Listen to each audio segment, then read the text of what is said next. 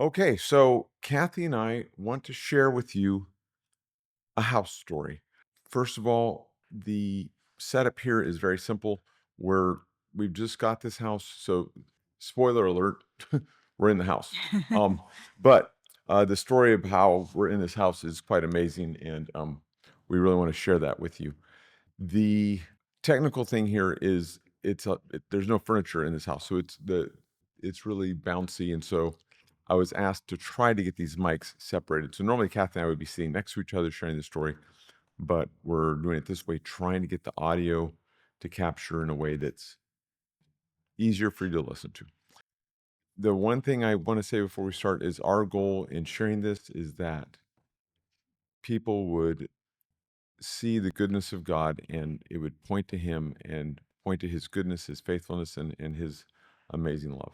That's our reason for doing this. And not because of the house, No. but because of the walking it out with him Yeah. and hearing him and his confirmation after confirmation and his help. Yes. So, do you want to start or do you want me to start? Well, I'll say that Luke's been sharing with a bunch of friends, and I've been sharing as I've had some energy. This has been a draining process. And a lot of people have said that they would love to hear more of the story. So that's our purpose of Yeah. doing that and giving God the glory and getting to, like, I guess, have a moment in time where we stop and recount. Kind of like when the Israelites went across the Jordan and then they went and got rocks out and then put them on from the bottom of the river before the water came back. And God told them to do that, right? It wasn't just their idea, yeah. And then put the 12 rocks, one for each tribe of Israel, almost like the sculpture at the time, right? Like something that would stand out and be noticed and look like art and something that didn't naturally happen, something man made to commemorate what God did and to remember and to tell their children about it. So yeah, we definitely plan to tell our generations after us about it as we're able. Yeah.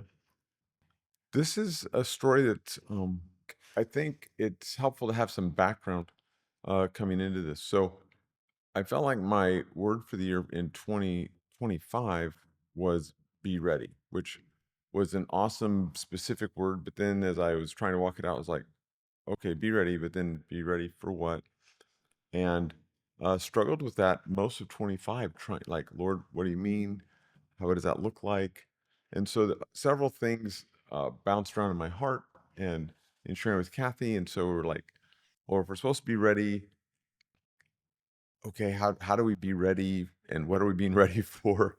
And so one of the things that happened in that is that we um, were thinking about um, situations that we would want to that are in our hearts already that we weren't currently able to accommodate.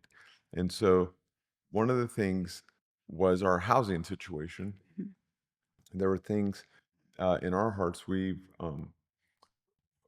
have a heart for helping others. We have a heart for helping uh, women and their children who are in need. We have a heart for hosting gatherings, things like that. And the house we were currently in could do that on a small scale, but not on the scale that we had done previously in our lives, or that we were kind of picturing um, was what we'd like to experience. So that was one thing. The other thing was not knowing what was coming. We felt like we were being directed by the Lord to, instead of take money that we would normally put into investments, to just set it aside and hold it. So we had it in a higher interest thing for just sitting there, but not the type of thing that we would like an investment thing. What they say you should be What you're doing. supposed to Yeah. do. So, so that's some background coming in the year. Because that was kind of the only way we knew how to prepare. Right, right. One way we knew to, okay, yeah. Yeah, be ready. Yeah. So, being ready to move and being ready to accommodate whatever that might be.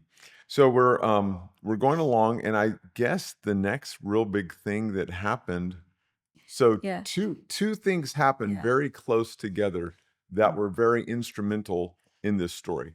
So one is we found out. You want to tell this part? Is this about the puppy? The big thing that happened? Yeah, the puppies. It happened. Okay, sorry, what? Yeah, they FaceTimed us. They FaceTimed us and Peyton and Madeline and informed us that they were pregnant. And this is like in August ish. I think so, yeah, somewhere in August. And we were ecstatic, Shocked and shocked and so surprised. excited. First So grandbaby. happy. First grandbaby. And we were just elated to get that news. And you could not, we stopped walking on the ground at that point. We were so excited. Yep. So that was just thrilling. So now we're thinking about, wow, okay, God told us to be ready. Didn't know we were going to become grandparents this year. That is incredibly exciting. What do we do with that? How do we respond? And the thing is, they live in Chicago. And we knew that she had just started her last year of residency, which meant she still had another year. She'd be in Chicago at least through June. And then she was planning to do a fellowship. And with the fellowship, you don't get to choose where you go. You interview, and every place you interview, you rank, and then every place that interviews residents ranks their residents that they interview, and it goes into this computer, and then it spits out the match results, and then you find out in early December where you're going to be going for 3 years of fellowship for the type of fellowship she was going to do. So we now know we're grandparents. We are incredibly excited, but we don't really have enough information to actually act on anything because we don't know where she's going to be, and more likely than not, she's not going to be near us. So the current house we were in was great for travel. It was we called it our lock and leave house. It was very simple to just lock the door, walk away, and it kind of took care of itself. So that was great for that setup. So that's now melding in our heads. At the same time, this is important to the story. It was about that time that I had a situation happen at work. I'm not going to get into the details. I'll just say it was the last straw. And so I had a last straw moment. It was a Wednesday, and so I can still remember where I was. I can still picture it. And I got up my phone and I texted Kathy, I think I'm done here, something to that extent. And my brain just starts cranking. Thursday comes and I'm working through, how am I going to do this? What's going to be the best strategy? How do I navigate out of this situation? And I've got a plan in place. And I've talked it over with Kathy. She's thinking, yeah, that's a pretty good plan. We go to bed Thursday night. And it was a rare Friday morning in that I had an early morning breakfast with a friend, and Kathy had an early morning walk or coffee with a friend. And so we both got up early on Friday, and just before my alarm went off, really felt like just kind of that. I don't know if it was the Holy Spirit or if it was me, but just that kind of sense like, wait, I really haven't talked to God about what his plan is here. And if he's not done with me at my current work situation, I don't want to leave till he is done. And so I remember stopping and praying with Kathy and saying, okay, Lord, our lives are yours. If you want me to leave, let me know. If you want me to stay, give me the grace. And it was kind of almost that simple. And went to work that day. At work, I was discussing a thing I wanted my mid-levels to do on their communications with other providers. And what happened was, as I was sharing that, I'm sorry, I'm pulling this up because this is really important. And in sharing with them, they're like, "Oh, Dr. Carlson, there's a better way to do that." I was pulling some stuff off of a Word file to paste into another letter, and they're like, "No, no, no," because we had the MacBooks at work, and so they showed me, oh, there's this application called Notes. If you go to Notes, it's real easy. It comes up down. You don't have to like open up a whole other program, and it's really easy to pull stuff off and on that. I'm like, oh man, that is so much better than what I was using. And I'd never used it before because I don't use Apple products, so I don't have an iPhone. All my friends, I know. I need you to share that with me. How by the way. That's something about notes that I'm not sure what you're saying, and Oh, I would like to okay. know that. Cool. I'll show you because it's Great. really slick. The one Apple thing you know that Yeah, I yeah, don't yeah. know. I know one thing about Apple, and my wife wants to know it now. Um, and so I finished that meeting, saw some patients, went and did a lunch and learned with the doc, and then came back and I had a little bit of time. I was like, oh, you know what I'm gonna do right now? I'm gonna set up this notes app. Now, I'm gonna give you a little spoiler. There's an IT miracle here, as far as I know. So the thing is, I don't have an iPhone. I don't use personally a MacBook. I was given a MacBook for work in May of 23. I never do anything personal on that. I don't log into my personal email. I only take care of work stuff, my work email, all that stuff Mhm. stays on that, nothing personal on it. I found out my last straw on Wednesday. Thursday, I'm doing my own planning. Friday morning, wake up, say, no, Lord, you direct us. And now it's Friday afternoon, and I go to this computer at work that I've had only since May of 23, and I open up the notes application for the first time ever. And it said May of 23? And Yeah. well, no, it doesn't. But I'm just saying, I got the computer in May of Okay, 23. gotcha. So that's how long I've had a computer. I opened up this application for the first time ever, this notes application, and sitting on my notes application is a note. There's already a file there. And I'm like, what? How can there be a file on an application I've just now opened? And so I go to read it, and it was a note that a friend had sent to me on April 22nd of 2020. And what's interesting about this is at that time, I'd been working at the VA. I had left the VA. I had uh, helped another company get started. That was a mess. And so I was leaving that. I left that. And so I'm actually looking for work because that was the first time I left a job without having a job to go to. Plus it was the lockdown of 2020. Plus And COVID's going on, now elective procedures have completely been stopped. right? Elected, And it was correct. it was a twofold thing, yes. Yes. But it So, happened fast, right? yeah, so much was going on. Yeah. So, yeah, elective procedures were stopped in Texas. I'm looking for work. And I'm starting to see that it's probably most likely I'll become a travel doc to do work. But I've been very opposed to that. I don't want to leave Kathy to go work. I want to be with her. I don't want to be traveling. I've encouraged other guys, and there may be somebody watching this that I've told you at one point, you've got to stop traveling. It's interfering with your marriage. So I've told people to not have travel jobs, and now I'm looking at doing one. And in the middle of all that, a friend had sent me this note, but this note is now sitting on my work computer. And he didn't know in 2020. I don't think you guys had talked recently, like Oh since. no, we haven't. Yeah, it wasn't like he knew what was going on with your job No, search. he didn't know anything Yeah, about it. yeah. Yeah, so we hadn't talked. But it was a little scary. It was a little scary because it was scary for everybody Right. for all the reasons. All But the COVID yeah, stuff's going on, and so now I'm sitting at my desk, opened up this notes thing, and this is the note on my computer at work. you're reading it in 2023. I'm reading it now in 2020. August Yeah. of 2023. That you didn't remember. Right? Like you had read it in 2020, right? Oh, I've read it, I've saved it, and Gotcha, and it's okay. something that I've treasured, but why is it on my Apple computer that? Mhm. And here it is, And it was the only thing that was a city. and it's the only thing on Yeah, notes. yeah. It's the only thing on the app. Because he sent it to you as a note. That's why it'd be on your notes probably. But Yeah. I've never logged in. There's nothing Yeah. personal on that computer. Yeah. You know what I'm saying? Yeah. So it's amazing. But the main thing And even if is somebody from Apple can explain why that happened, the it's fact still, that it's happening on the Yeah. day that I prayed, and it was that right, alone is a miracle. and it's right in front of you. And Yeah. it's right in front of me And it's at when- work. And it's when you needed it. At work. Mhm. And it says, Luke Carlson, I was driving after running an errand to dump some dirt from planting a tree, and you dropped into my spirit. I actually had to pull over to write this down, and he gave me more. 9:17 a.m., April 22nd, 2020. I could see you prepared to do surgery. You had your scrubs on with a mask and the hat doctors wear when they do surgery. Matches the scrubs.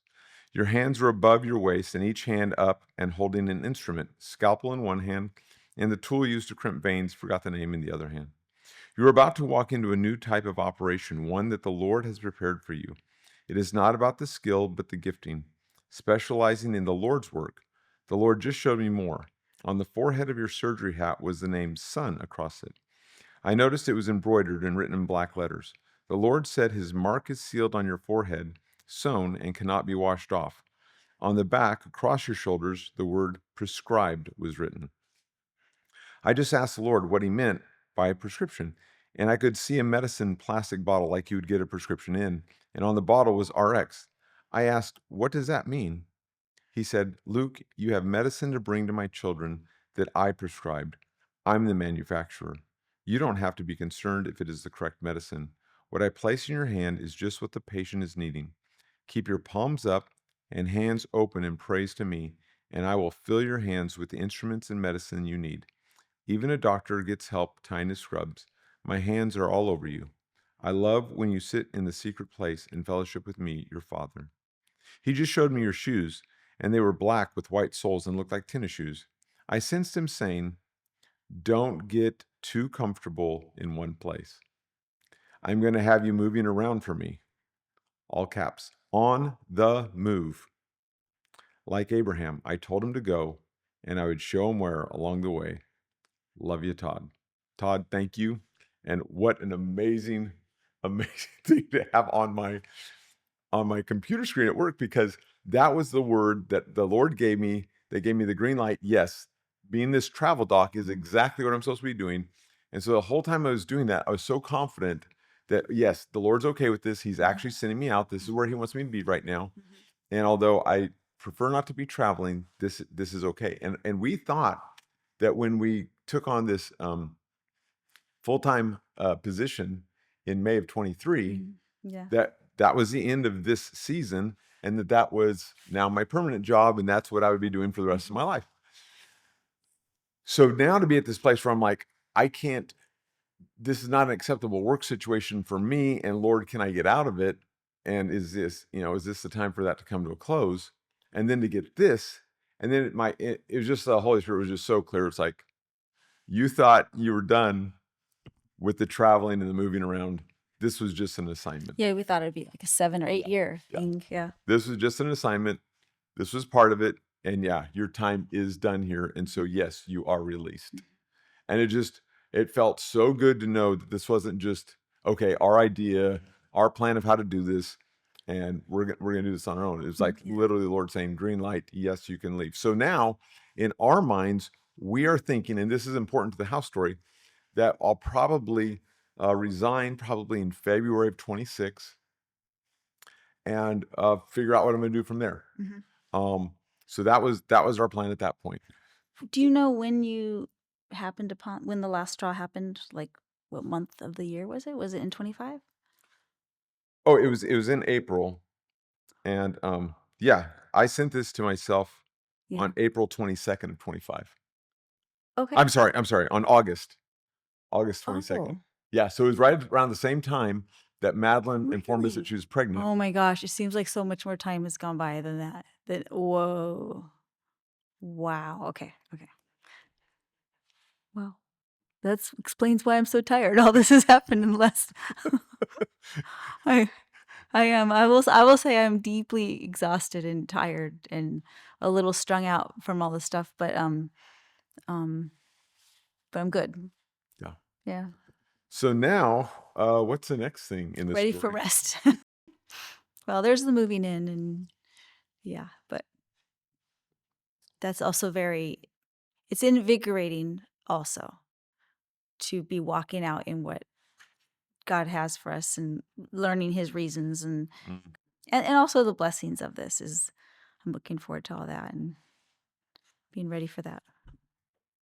All right, quick correction. I'm realizing I was looking at 2024 is when we got stuck in Indianapolis. I was in the wrong year on my journal. So Okay. we did go see them in August 24. Okay. What's interesting is I didn't even journal about the work stuff. I went from August 4th, I journaled here, and then August 31st. And so yeah, it's right here. It was Friday, August 22nd of 25, and it was April 22nd of 2020 that that I'd gotten that. And so I do have that in my journal here about what happened on Wednesday the 20th and then the 22nd. Um, so now I guess we can fast forward to, oh, when did you find out? I don't know the dates. I think it was in October. I probably have it in my, Probably October. oh, here we Well, go. Here we go. Oh, we found out. Oh, it was on August 26th. It was the next week. We had a meeting oh, with some potential business partners. oh And yeah. as soon as we got off the meeting on August 26th, Yeah. we got off that, and then we had a Zoom call. Oh, And that's that's when Madeline told us that okay. she Yeah. was pregnant. Yeah. Okay. That's right. Okay. That sounds right. Okay, we were so excited. All right, so then when did you find out the next piece of news? Well, let's see There it here. is. I already had the puppy, so it was later September, October. It was October 11th. Okay. On Okay. October 11th, Yeah. after Cath Lab, we went and met with some friends and ate dinner with them. And then while we were driving home, they told me, so you knew a day or two before that. Yeah, we were actually at home. They asked we got on the couch. Got home, Right. and got But couch FaceTime. Yeah. Well, you tell the story. Well, so on October 10th, well, it's just cute. Madeline had a complication that they didn't know if it was a really bad thing or not a big deal, and it ended up not being a big deal. She was calling me the next day, which was the 10th, and was recounting what they were worried about, and they had to go to the emergency room and get checked out. She had to get checked out, and she told me, after like hardly sleeping at all night long and everything, from the emergency room visit, she told me probably at 10 o'clock in the morning the next day that it's okay though, Mom, because the babies are fine. And I said, did you just say babies? It was fun. I was like driving up to my aunt's house to go hang out with my aunt and my sister, and I stayed in that truck for 45 minutes because we needed to talk. I needed details.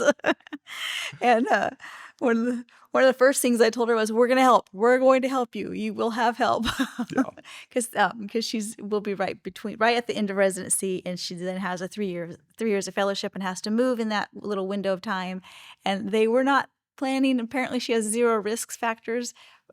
Like there's not twins in my family that I'm aware of, and yeah, so it was a big shock and surprise. Took them a few days to kind of digest it. They weren't actually quite ready to announce it to grandparents and such, but yeah, that was that was such a shock.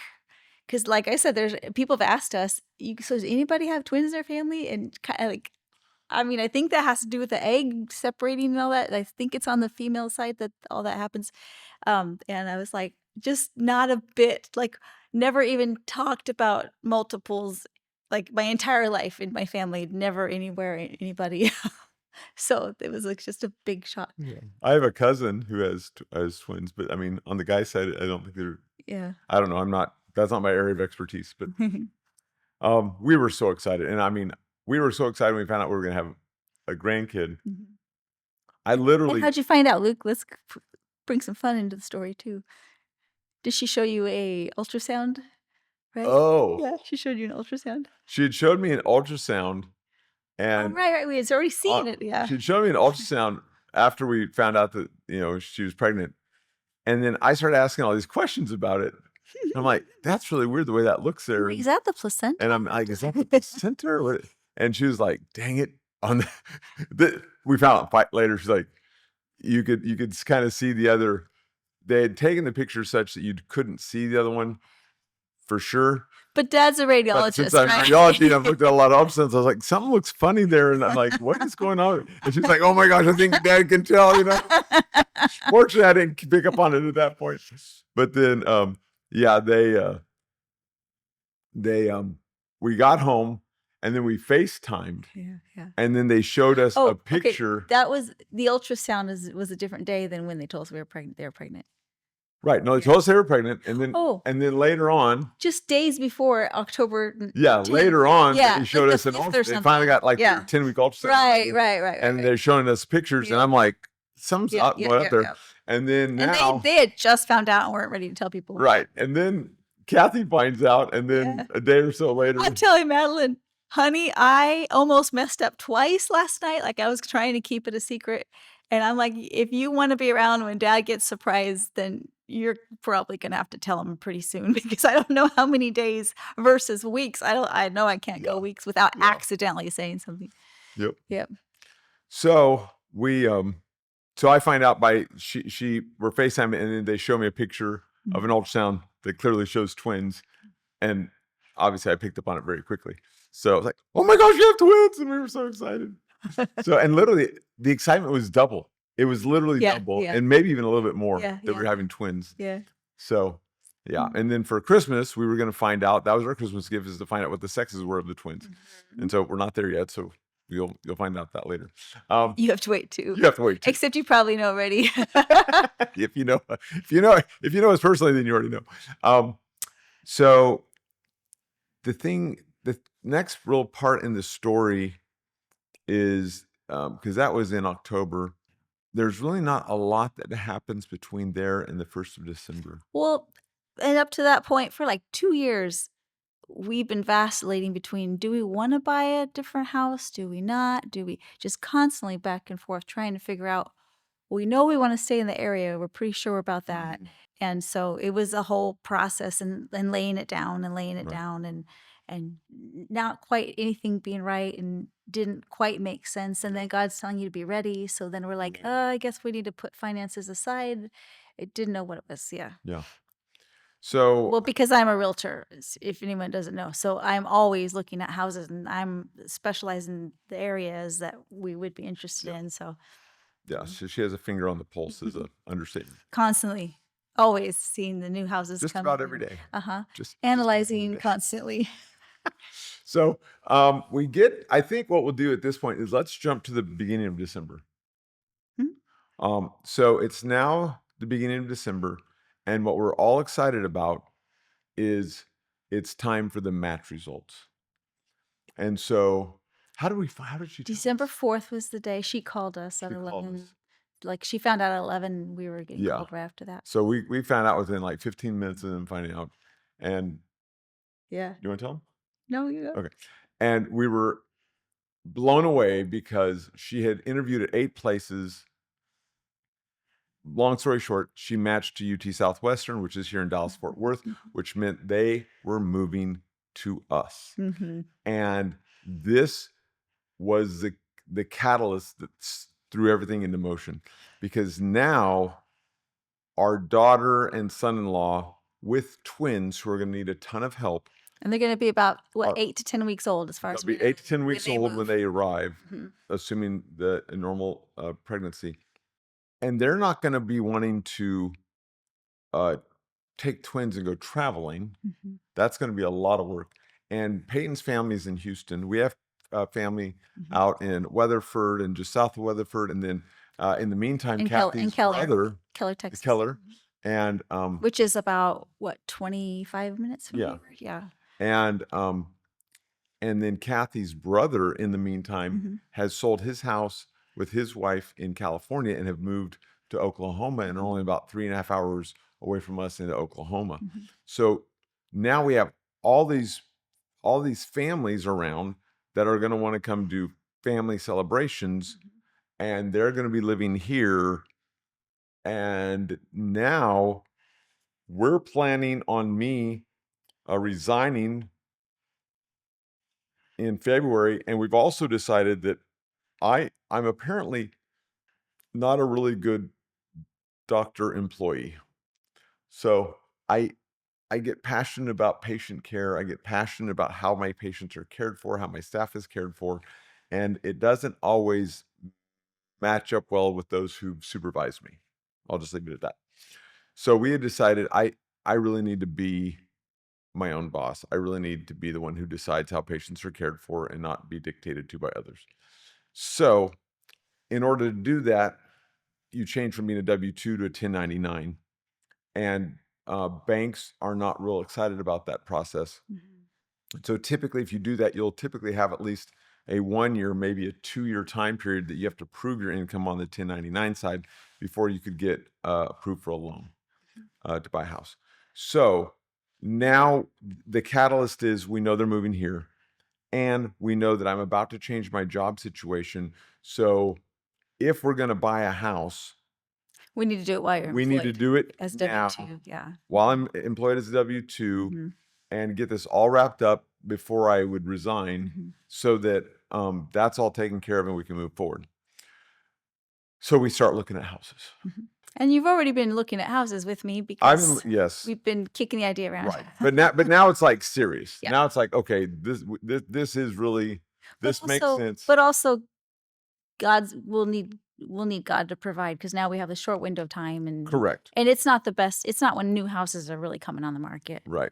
Yeah. At this point, most houses on the market have been on the market for a while, and it's ones that haven't sold that are still hanging around. And Mhm. not a lot of people are putting their house on the market Not a lot of people are looking at in the houses. beginning of December Yep. because Mhm. everybody's getting ready for Christmas. So we already knew really about the Yeah. houses on the market. Mhm. So, and we really felt like it just all matched up. Now, okay, getting a house is part of being ready, and Mhm. it's not only a place for us to host family events, but our heart's desire is to be able to do other things as Mhm. well with it, Mhm. and have more flexibility for caring for others, things like that.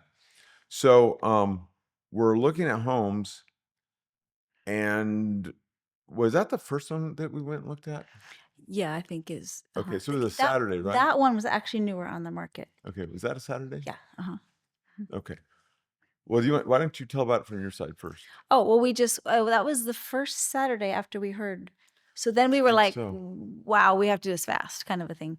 And so we went and saw one house. It was at a price point that we were really trying for, and I thought I had this could be pretty good. I knew some things about the area, and thought we needed to go see it, see if it's better than the Yeah. pictures, or if things about it that we can't tell from photos that maybe it would work. And be a house, a really nice house that we didn't couldn't see ourselves staying in for a long time, but maybe, possibly. Yeah. Because we don't know the details of what my work situation is gonna be. Right. We don't So yeah, there's a lot of things up in the air, but we do know yeah. we need something larger. Our home would not accommodate That was our the heart. way that we wanted to. That was our heart, and I would say what we really felt was God was putting on our heart and opening the door for. Mhm. So, I mean, I work with people all the time, and it's typically there. There's the compromises that you have to make with price points and all that. So, I don't want to like just gloss over that. But it felt like it could be the right house, possibly. We went to look at it.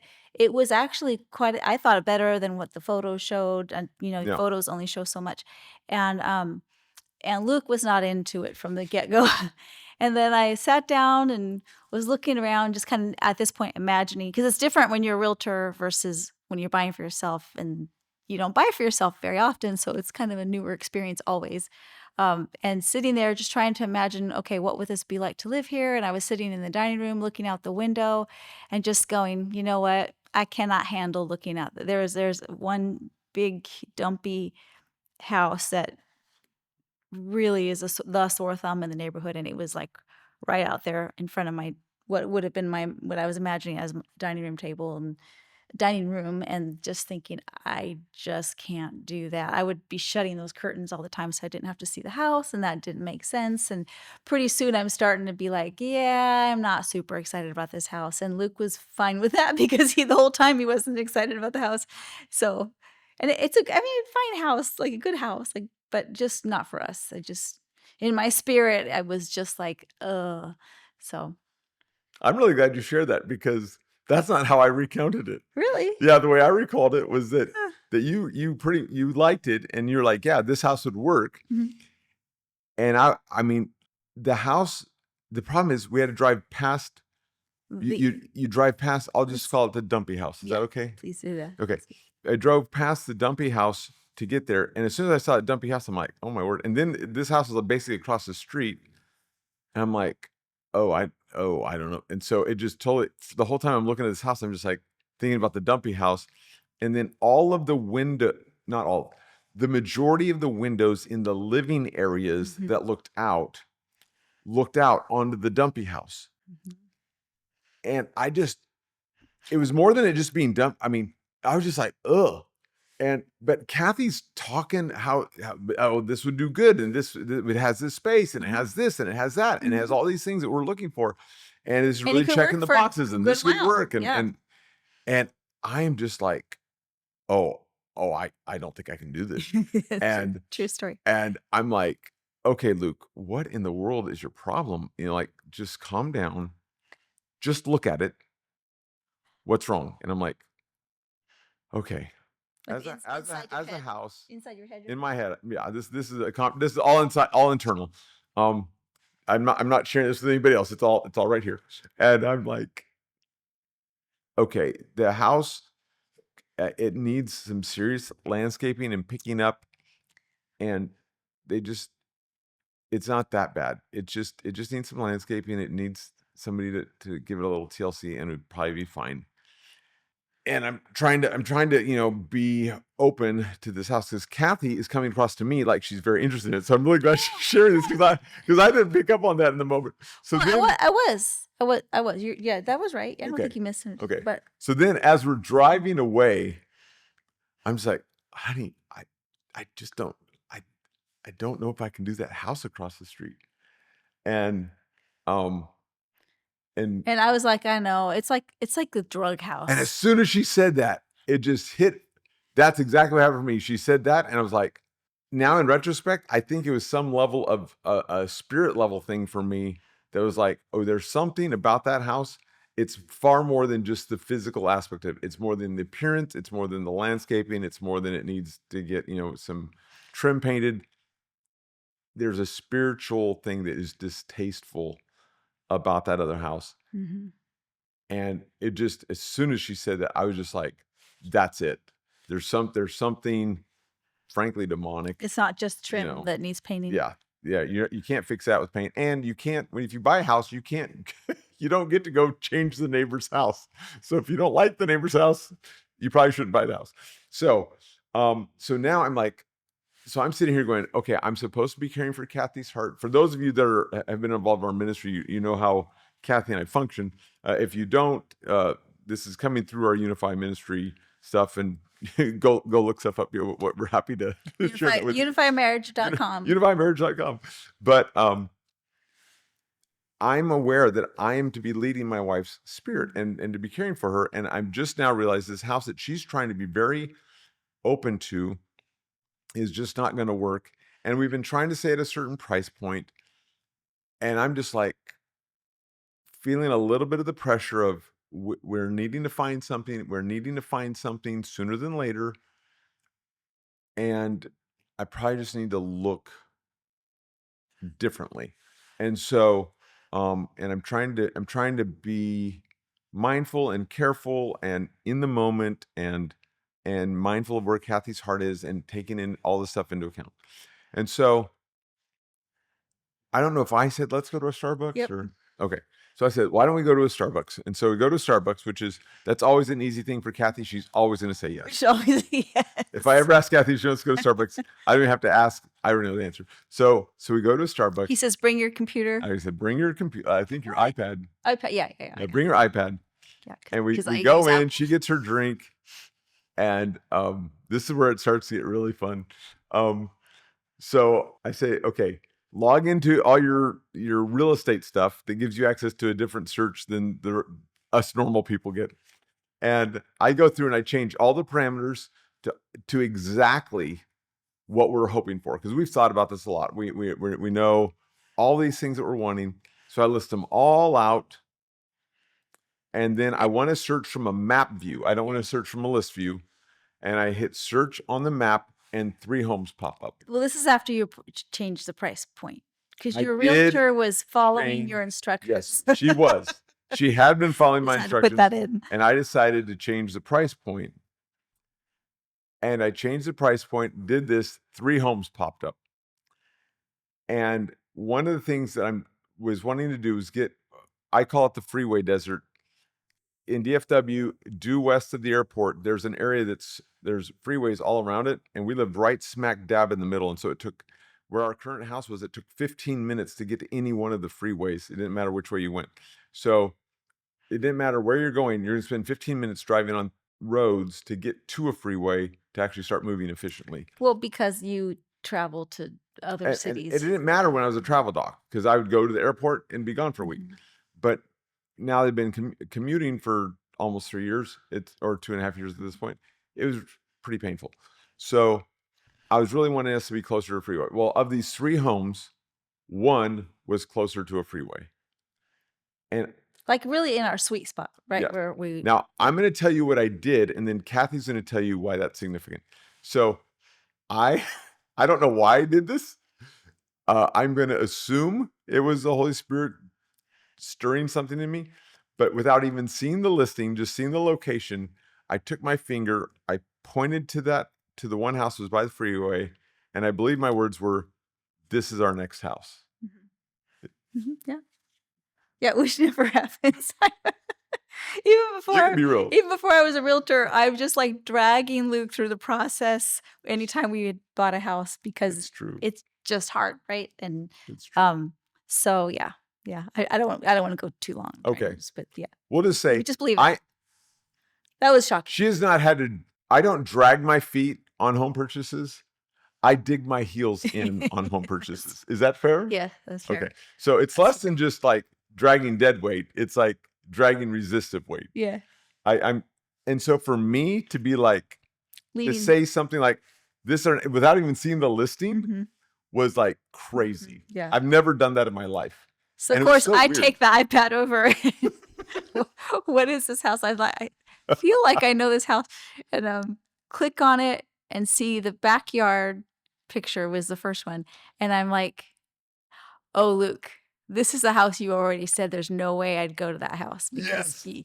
you hated the way the front It's looked." so funny because they had changed Yeah. it. And I go I'm like, "Oh, Luke, I think we've seen this house," and I'm just fast forwarding to get to the picture that had been shuffled back in the deck, so to speak. And then I'm like, "This is this house."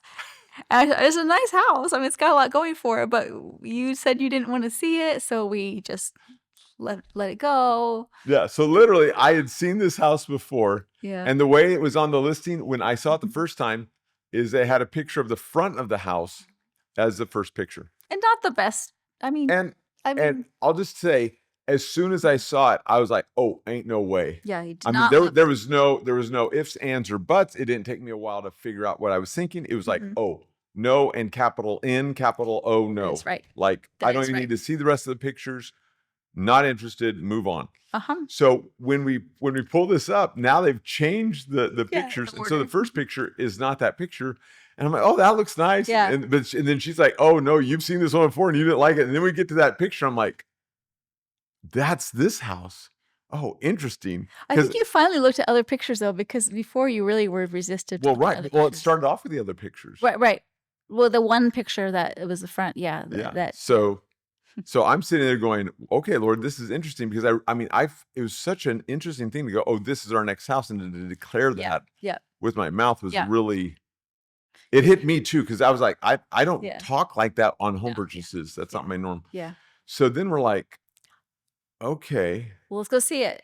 and so yeah, let's go see it. So Of course. I said, so Kathy sets up our appointment. And I think it was like Wait 2 hours. we had to wait like 2 hours Yeah. before we see it.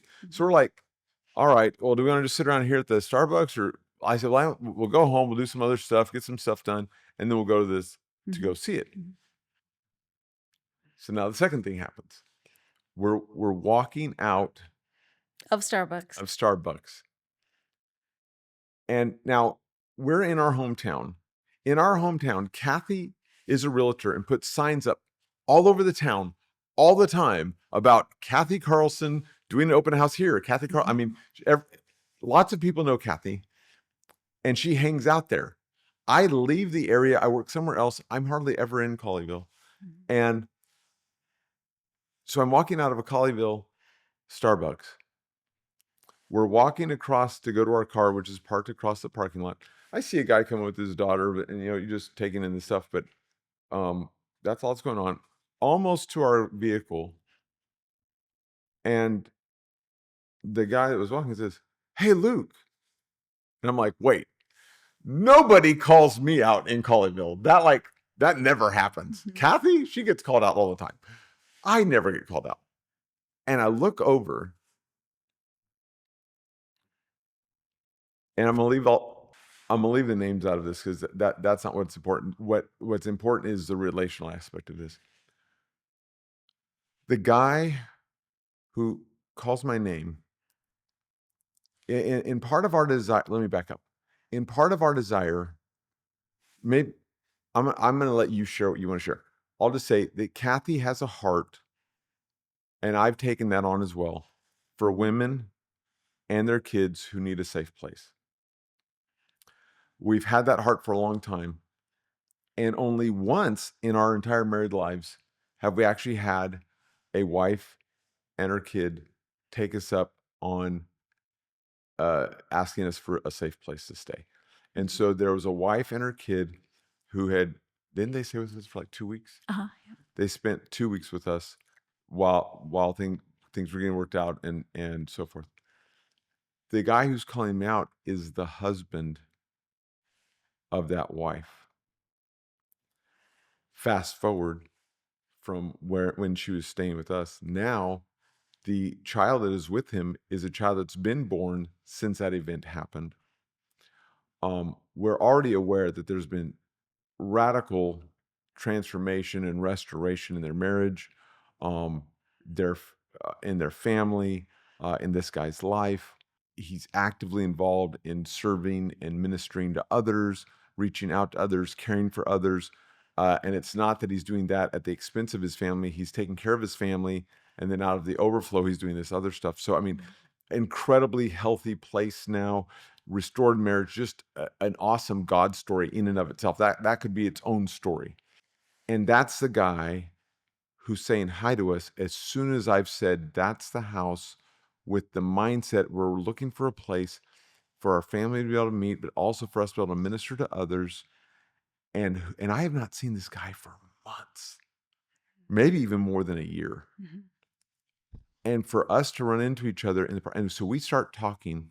And, like, the moment that we happened to walk out and just Yes. all the, like, Oh, things that yeah. It was yeah, not it was not coincidence. This not a coincidence. So we start talking, and then it's a little bit cold that day.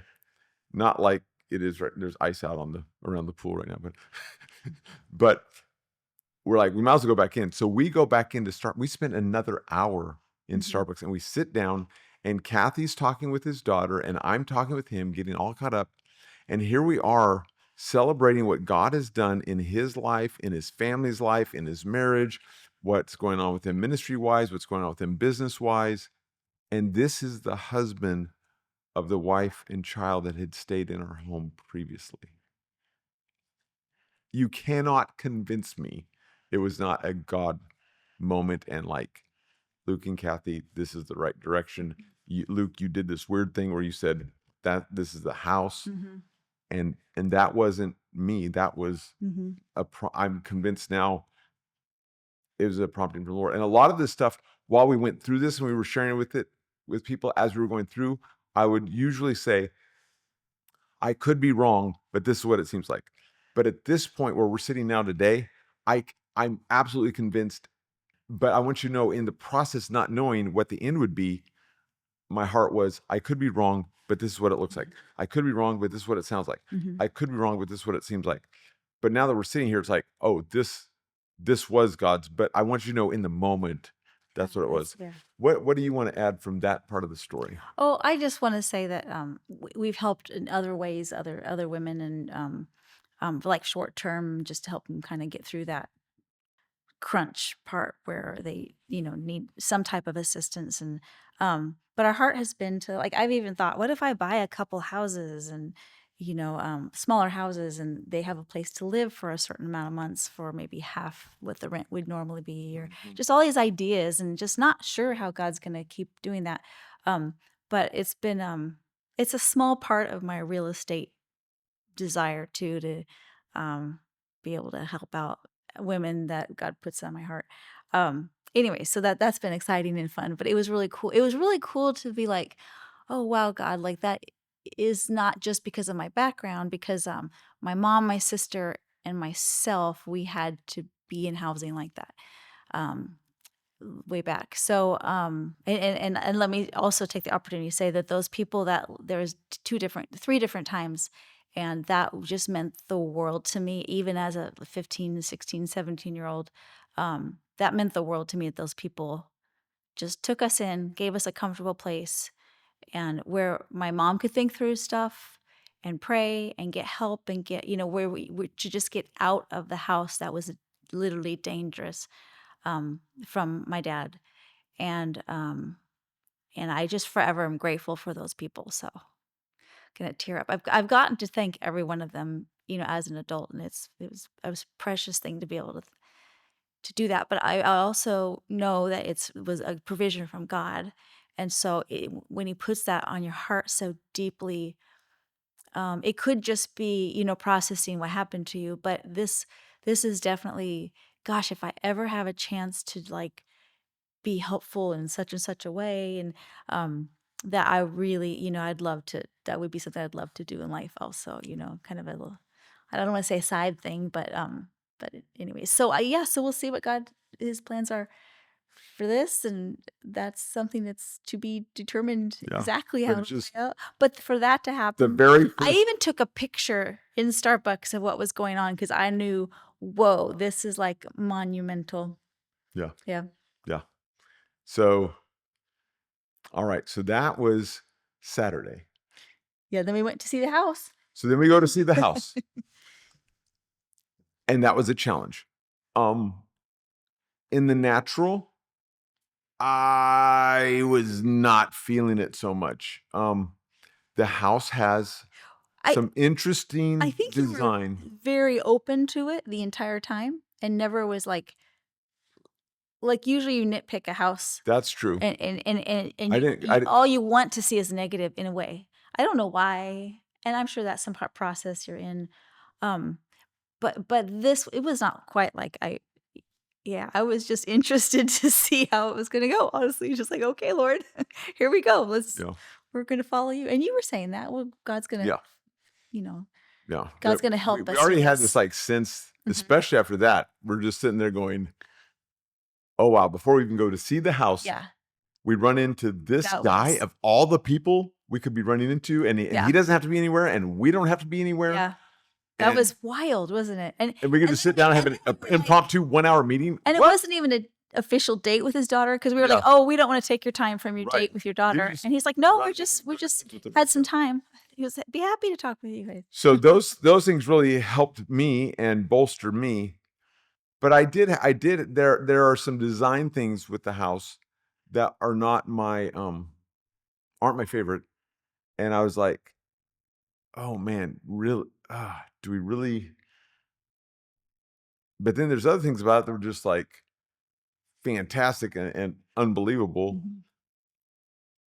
And so I'm kind of like, oh man, what do we do? Because I've got we had this thing happen. This is our next house. We're in that window where something needs to happen. So I was a little bit torn. It wasn't like right from the get go. I'm like, oh, this is it. It's perfect. There's nothing out. I mean, there. It wasn't like that. Yeah. There's quirky things about the house, I'll say it. Is it okay to say I'll just quirky? POC. It's okay to Okay. say quirky, yeah. Okay. So there's some quirky things. We were just the right buyers for this house. Okay. So this house had been on the market for like 4 months, Mhm. something like that. Yeah. Anyways, so at this point, that was Saturday. We've seen the house. We go home, and I don't even remember where we were at on Saturday night. Now, do you Yeah. remember? Yeah. The I Christmas figured party. Kathy The would. Christmas party. Oh, we went to a Christmas party. Oh my goodness, yes. And that's a whole story, but we don't have time for it here. If you know me personally, then ask me about the Christmas party because huge aha moment for me and a way to care for and lead Kathy that was just awesome. Mhm. Um, and I'm just so grateful the Lord was gracious enough to teach me some more. And the Christmas party was huge that way, but it was also huge this way because now we go to this Christmas party for my men's Bible study, and we've invited the wives, and so it's the men's Bible study and the wives, and we're going over to the house that we meet at, and we've become pretty good friends with the people, the husband and his wife who lead it, and we're like, we just went and looked at a house that we might put an offer on. This might be our We next think we're house. excited about We think we're excited, but it's just kind of like, And that's right. And so we showed them some pictures and shared about where it was at. But it was that the excitement of actually seeing a house that's available that might work, and then all this other thing that the Mhm, background that's starting to kind of like hit us that wait. mhm, That I think this was it was early on, but there was still already enough that the Lord had done with mhm, me saying this is the house and me not pushing back and me not dragging my feet, me actually walking mhm. with Kathy, not her having to drag me like dead weight. Um, and then this thing where we run into the guy, and so we're kind of sharing a little bit of that. And then what else? I think that's it till That the was next it. day. Okay, so then the next day is Sunday. Mhm, mhm. Yeah, we started talking about an offer. We were trying to Mhm. decide if we're going to put an offer in or not, Yeah, trying to figure out what it would be. and then they called us. Is that the hot tub night? No, Monday. that's the The after following we night. put the offer in But Monday, but and what then what we what were happened waiting. on Sunday? Mhm. Didn't we get a call or that we needed to put an offer in or Oh, yeah, she was just checking because they were trying to figure out they were basically trying to figure out if they were gonna take I think it was like, are they gonna take the house off the market Oh, to get some things done on it? that's right. Yeah, and Okay, something so like that. what There would was our t some were we planning to put an offer in or not, there's basically? there not undue, not Yeah, unprofessional, nothing like that, but just kind of like we're thinking about, yeah, just just taking off the market and doing some stuff and then put it on mhm, the market next spring yeah.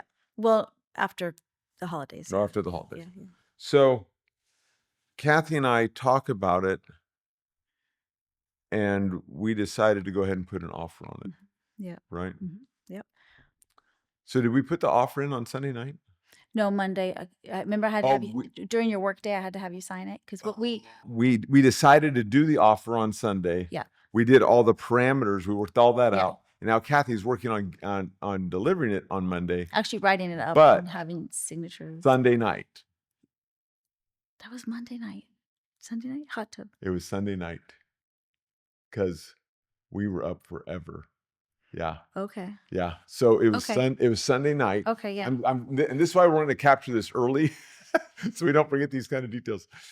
It was Sunday night because we decided we're gonna put in the offer. Go to sleep. I'm tired, no problem. Fall asleep fast like I normally do. But then I woke up.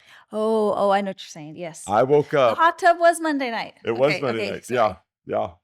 So wake up. I don't know. I don't even know what time. I didn't look at the clock, but I felt like I spent at least 3 or 4 hours awake Monday morning before my alarm went off. And I have never had struggles with intrusive thoughts before. And in retrospect, I was like, that was totally intrusive thoughts. At first there was some fear. Um, and I remember, and you know how it is when you're like that quasi awake, quasi sleep, you're like, oh, okay, that's fear. I see that's fear. Okay, perfect love casts out fear. So God has not given me the spirit of fear. So love and power and a sound mind. Jesus, thank you that you're love, and I don't have to have this fear. And the fear went away. So I'm speaking scripture, kind of, in my head, maybe not loud, but I'm speaking scripture that, and the fear went away. But these intrusive thoughts, um, what about this? What about that? What about there's a retaining wall issue, and it's like, what about a retaining wall, and how's that going to get fixed, and what is that going to cost? And I mean, it's just like all these thoughts were things pushing me away from wanting to buy the house, pushing me away from buying the house. They Mhm. were all opposed to getting the house, and they just would not stop. And I was praying and I was like, stop it. And Lord, just give me your peace. Let me sleep. And I don't know for sure because I didn't look at the time, but I really felt like I was up for like 3 or 4 hours just battling these intrusive thoughts. Finally, my alarm goes off and I was going to get up and go work out, which was my routine. And I get up, I'm like, I'm already awake and, laying here in bed isn't going to do any good. So trying to sleep for another 45 minutes isn't going to give me any gain. So get dressed to go work out, walk out of the bedroom door, and I'm like, "Oh, I do not need to work out. I need to go find out from God what in the world's going on." So I go into the room where I have my quiet time, and normally I don't have to use a watch. I've got a pretty good internal clock, and when I do my quiet time, I don't have to set a clock or an alarm or anything. I do that, and I you know go get ready for work and go. I'm in there and I'm looking through, trying to remember, did I? I think we put the offering on the 10th, or the execution date was on the Oh, here 10th. we are. Here I'm in my my journal. Wow. Oh my goodness. December 13th, I'm writing this. Okay. And fear, worry, concern, and apprehension. I remind myself that perfect love casts out fear. I asked God to help me sleep. The fear subsided, but the intrusive thoughts continued.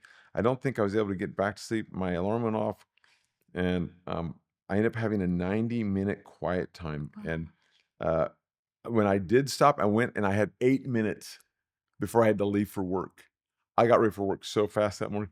I was asking the Lord to speak to me, and I assumed that I was going to be hearing about the house, and he led me through. I felt like he told me to go back and look at my word for the year. Mm.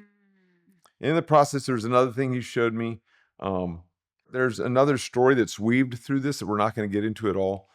But for those of you who are close to us and know us, you probably already know about it. If you're close to us and know us, and you want to talk to us about that, we can talk about that more. But we're not going to do it on this video. So there's part of that story that's weaved in here. But I remember the Lord reminding me to go and look at my word, and so I looked at my word for the year, and I knew my word for the year was be ready. And I went and found where it was and just reread that. And then all these things um, that were on our hearts, um, things about our family, things about Madeline and Peyton and the twins, and them now moving here and us wanting to be able to host family events and celebrations, and us wanting to be able to have a place to minister to others with places to stay if need be, and all these things that had been going through our, now it's December, right? So this whole year, the word's been be ready, and it's just like this house checks every single one of those boxes. There's not a single thing that the Lord had been working on our hearts about that didn't check off. Which meant that it could be a really long-term house. All of a sudden, Exactly. we Right. realized. Instead of being a short-term house, it could be a long-term Yeah. house. And so for me, I came out of my quiet time going, this is the house. This is the house. This checks off everything. There's this fear, there's these intrusive thoughts. But when I look at the Lord reminded me what my word was for the year, I look that up, reread that, recount that, and everything about this house checks every box. And I was just like, this is the house. Mhm. And then what's your recollection from I think now? we hardly had a chance to talk Monday because we Okay, had group that night, right. and then afterwards, we jumped in the hot tub that we have in our house, current house, and Well, why don't you start telling that story? well, I think just to make it short, we were just, I guess that's our area where we can just stop and relax, and we don't even turn the jets on most of the time so that we can talk. But it's just, well, it's where Luke can relax. He doesn't stop and reflect very often. um, and True. I mean, when I stop, like you're not doing anything. Yeah, you're right. You're not wrong. And he's not asleep yet. Yes, I'm not asleep. um, and so we just started mulling over things in the house, and are we really gonna put the offer in? And oh, wait, no, we had just put the Yeah, offer the in. offer is in at this point. The Yeah, the offer is, offer's in, yeah. and it gets finalized by the next day. And but we didn't know that. And just thinking through it, and started going to like that heart level, like what am I feeling with my heart, and what's my spirit feeling? And I was like, Luke, talking about last night's sleep, and of course we want to pray over you, and we're Mhm. gonna do some prayer time. But it's like, I just gotta say, I feel like something wasn't happy with us touring the house. When we walked in that house and touring to be possible buyers, nobody was home, but something wasn't happy, and something got some ruffled, some in the spiritual realm, some thing opposed to God was not happy. And Yeah. I feel like it was doing its activity against us, if that like in some remote kind of way, but that was very, very abnormal. And we were just feeling God really give us a lot of kind of like, yeah, this is me. Yeah, this is me almost, right? In his gentle way, not making us do it, not that we had to do it, but it was like, because I think that's an important part of prophetic words is to test it. Scripture says, test everything. Um, and I don't remember. Did you have that verse memorized? Test everything. I don't. Yeah. Okay. Well, I would Google it then at this point, which is one thing I like about Google very much. Um, but test everything against, against scripture and against God and who God is. But everything was just lining up. And it was like we could tell. We could tell by this point. And we were like, I don't know how it's going to happen. I don't know if they're going to take our offer. I don't know if we're actually going to end up in this house, but it really feels like God is walking us that way and inviting us to go on that path. And we didn't feel like it had to be this house. It wasn't like an obedience thing, but we felt like this was the door that was opening. So that's the kind of stuff we were talking about. And then I bring up, like it's kind of vulnerable feeling to bring that up. It's like, could it be? I wonder, because it sure feels like since we toured that house, and it is common when you're thinking about buying a house that Right. it messes with a whole bunch of areas in your life and your Mm-hmm. budget and your pressures and what work has to be done and all that's normal for especially for an older house. But it was more than that. And so that's when we started talking about that and other things. We don't feel free to talk about the other part because it's someone else's business, so to speak. But it definitely was part of our thought process in something that we felt like God was stirring in our hearts, Mm-hmm. and that was tied to this house. Yeah. So yeah, so it was very exciting at the same time. Like, ooh, something got upset and something is almost like what throwing darts our way, kind of Mm-hmm. like, yeah, Yeah. arrows. Oh, I felt it was more than arrows. I felt like it was an Yeah. attack. Well, yeah, I was sleeping fine then. Yeah. So So, for yeah. the first time in my life, I've never had these intrusive thoughts, and now I feel like, oh my goodness, this was Yeah. a demonic attack. Which kind of makes the hairs on the back of your neck. But then again, you're going, God sees us, God's walking us this way. Absolutely. So we don't need to be scared. Right. And we had all these confirmations, But we right? need wisdom. And I'm so glad the Lord had given us so many Yep. confirmations at this point. Yep. But then that really, it was like, okay, so then we took authority over all that stuff and we prayed over all that stuff, prayed over everything we could Yep. have authority over. Everything I you mean, can think about we went after it. in the hot tub. And from that point on, I've not had another single intrusive thought, Mhm. period. I never had one before in my life. Mhm. I've not had one since. Mhm. And it was just like, wow. So that was kind of confirmatory. But also in that moment, while we're praying, two things that are really pivotal happened.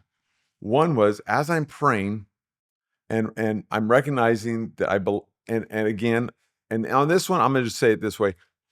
I could be wrong, but it really felt like it was a demonic attack. We came against that, took authority, did all the stuff that scripture tells us to do. And in the process of praying over that, this phrase came out of my mouth that's not a normal phrase for me to use. I've never heard anybody else use it in kind of in this type of setting, but I use the phrase that hornet's nest of demons. And it's a lot like when I put my finger on the thing and said, this is our next house. It just kind of came out. And I'm like, that's kind of weird. I don't Mhm. talk about Mhm. okay. And we finished praying. And for now, I want you to share what it's like for you. But for me, at that moment, I had the strongest sense that what was happening was that God was inviting Kathy and I. It wasn't a command. It wasn't an obedience issue. It was an invitation issue, is how I would put it. And this, I do not understand. I still have no understanding of this. And maybe in the future I will and look back at this and go, oh, look, look how you didn't see that then, Luke. And it was so obvious. But right now, I don't see it. But I had this sense that it was like, God was like, that property has been under the control of darkness, under the kingdom of darkness. And I'm done with that. The kingdom of light has taken it over. And this is nothing to say about the previous owners. Mhm. They've been through like 4 or 5 owners. We know that this type of stuff could happen like before there was ever a house even built on this. Maybe something happened back in the 1700s on this piece of land that allowed some sort of, Stronghold or stronghold or something. whatever. Mhm. So I'm not disparaging anybody who has owned this home, built this home, or I'm Mhm. just saying that was the sense I had, that it had been under the control of darkness, and God's like, no, I'm taking it back over. It's gonna be under the kingdom of light. And Luke and Kathy, I'm gonna invite you, if you would like to have this house, you may, or I will find another Christian couple, but it's transferring ownership spiritually to the kingdom of light. Mhm. That was the sense I had. And it was, it was such a strong sense. I've never wavered from that. I've never doubted that. It's been so clear for me that at that point it was like, yes, Lord. And now all of a sudden, these quirky things about the house are like, if this is where God's inviting us, and He's inviting us into this um, divine takeover, man, that's right where I want to be. Yes, amen. Let's do it. I'm on board. And so that's what it was like for me. How would you? Kathy's is a little different. I just want to honor how it's. I feel like I already spoke to it. Yeah. Okay. Yeah. It wasn't like we were being disobedient if we didn't. And I don't feel like God really does that in prophetic words. I'm not, I have a lot of learning to do still on prophetic words and stuff. But yeah, it just felt very gentle. Inviting is a way to say it, but for me, it just felt like that's the door that opened. This is the door that opened when we were asking for a door to open, and we were walking through it. Mm-hmm. Yeah. So, do you know the date? What was the date that we put the offer in on the house? Oh gosh, it's been so much has happened since then. I thought it was the You 10th. know what? I'll find, I think the 10th was the executed date. Where because if I go to the calendar, I'll see when the just Christmas party was. okay. And the Christmas party was on men's group was the 6th. So we put the offer in on the 7th. That's no 7th, 8th, Oh, the 7th was the night we 8th, talked about it, was Sunday. Then Monday, the 8th is 9th, when it actually went in. or 9th or 10th. I don't know. The It's somewhere in there. 8th was the Monday. Okay. So Yeah. December 8th was the Monday. I don't think it finished. I don't think it got executed Okay. till Tuesday or Wednesday. Is there anything that you want to share about as far as the escrow and stuff? Oh I'm going to gosh. share about the next thing I want to share about is what Mhm. happened with me at work. Oh well, But I want you it to was share it. just a constant.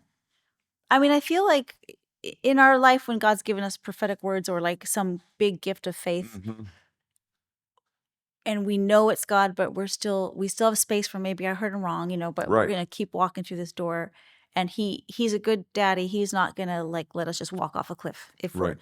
sitting there. I mean, as far as from his perspective. Mhm. Yeah, there were just there were normal things, and just escrows can be, a little up and down emotionally, just little things. And are we really going to get this house? Do we really still want this house? And you get inspections, and but for us it was actually pretty smooth. But there were decisions we had to make and stuff, negotiations and whatnot. Finding out more about the house that you didn't know about the house, that's going to take work. But I didn't feel like that was ever anything really heavy on us. It was like, okay, well, God will provide, and and also, I mean, also, are we okay with this? Like, do we want to keep moving forward? And so it actually went pretty smooth, considering how escrows can go, I would say, which was not dragging. I didn't have to drag you along, and Right, yeah, right. and No, convince this actually no. is the right price for this house, and Yeah, that kind of stuff. yeah. Yeah.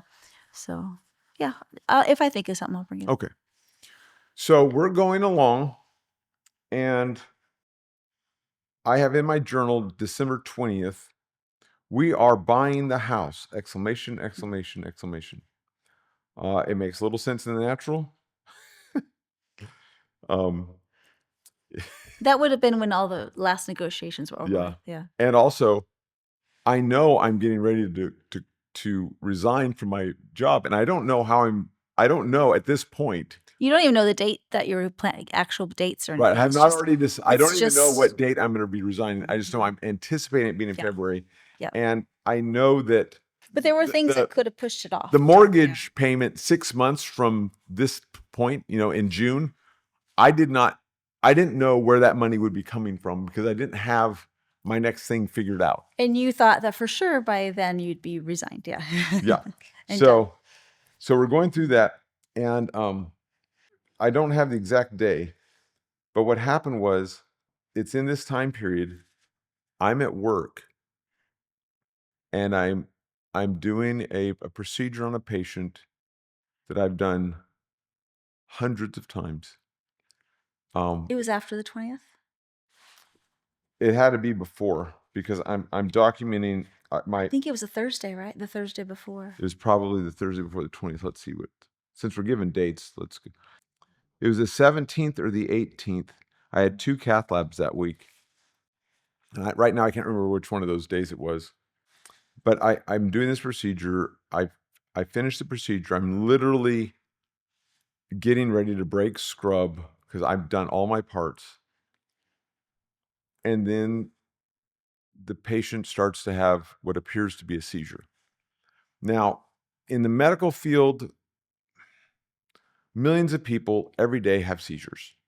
So to the average person, a person having a seizure is a big deal, and everybody kind of gets, ah. But in the medical field, we don't. It's like, okay, there's a few things you do to make sure the patient's safe, but it's not something that you're like, you know, oh my gosh. It's just like, oh, okay, we're having a seizure. So the patient has a seizure. And she doesn't have his history? No, well, I don't know this at that point. Oh, you didn't know that? Okay. Yeah. Okay. I mean, it That makes wasn't sense. reported, but sometimes a patient could have a history of seizures and not reported. Yeah, okay. So she has a seizure. And then normally when a patient's done having a seizure, then they've really worked hard. And so now they're kind of exhausted and stuff. But you just, support them and they'll be fine. She stops her seizure. And my CRNA, who's in the room that's providing the anesthesia related portion for the patient, goes, her heart's not beating. And we're like, what? She's not breathing. She had complete cardiopulmonary arrest. Complete. She's not breathing. Her heart's not beating. This is not supposed to happen. I'm doing this procedure not even in a hospital. I'm in a medical strip mall because it's such a safe procedure.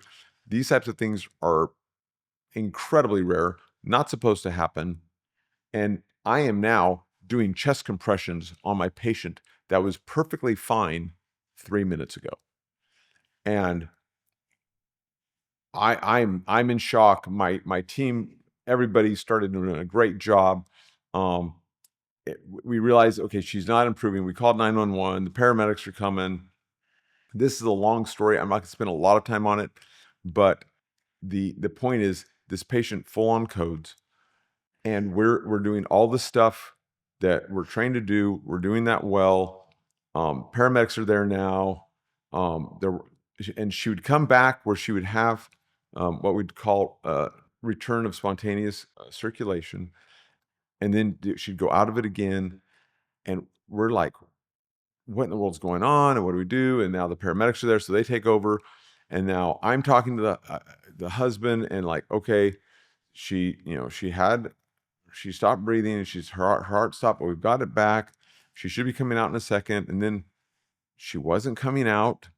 And so now I go back in the room, and they're having to code her again. Her heart had stopped, her breathing had stopped.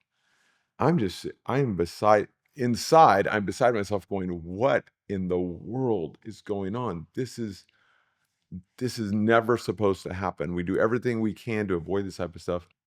And it's And not now risky. It's not. it's not a risky procedure. We've done hundreds of these in this setting. This is where you're supposed to do them. It's safe to do them in this setting.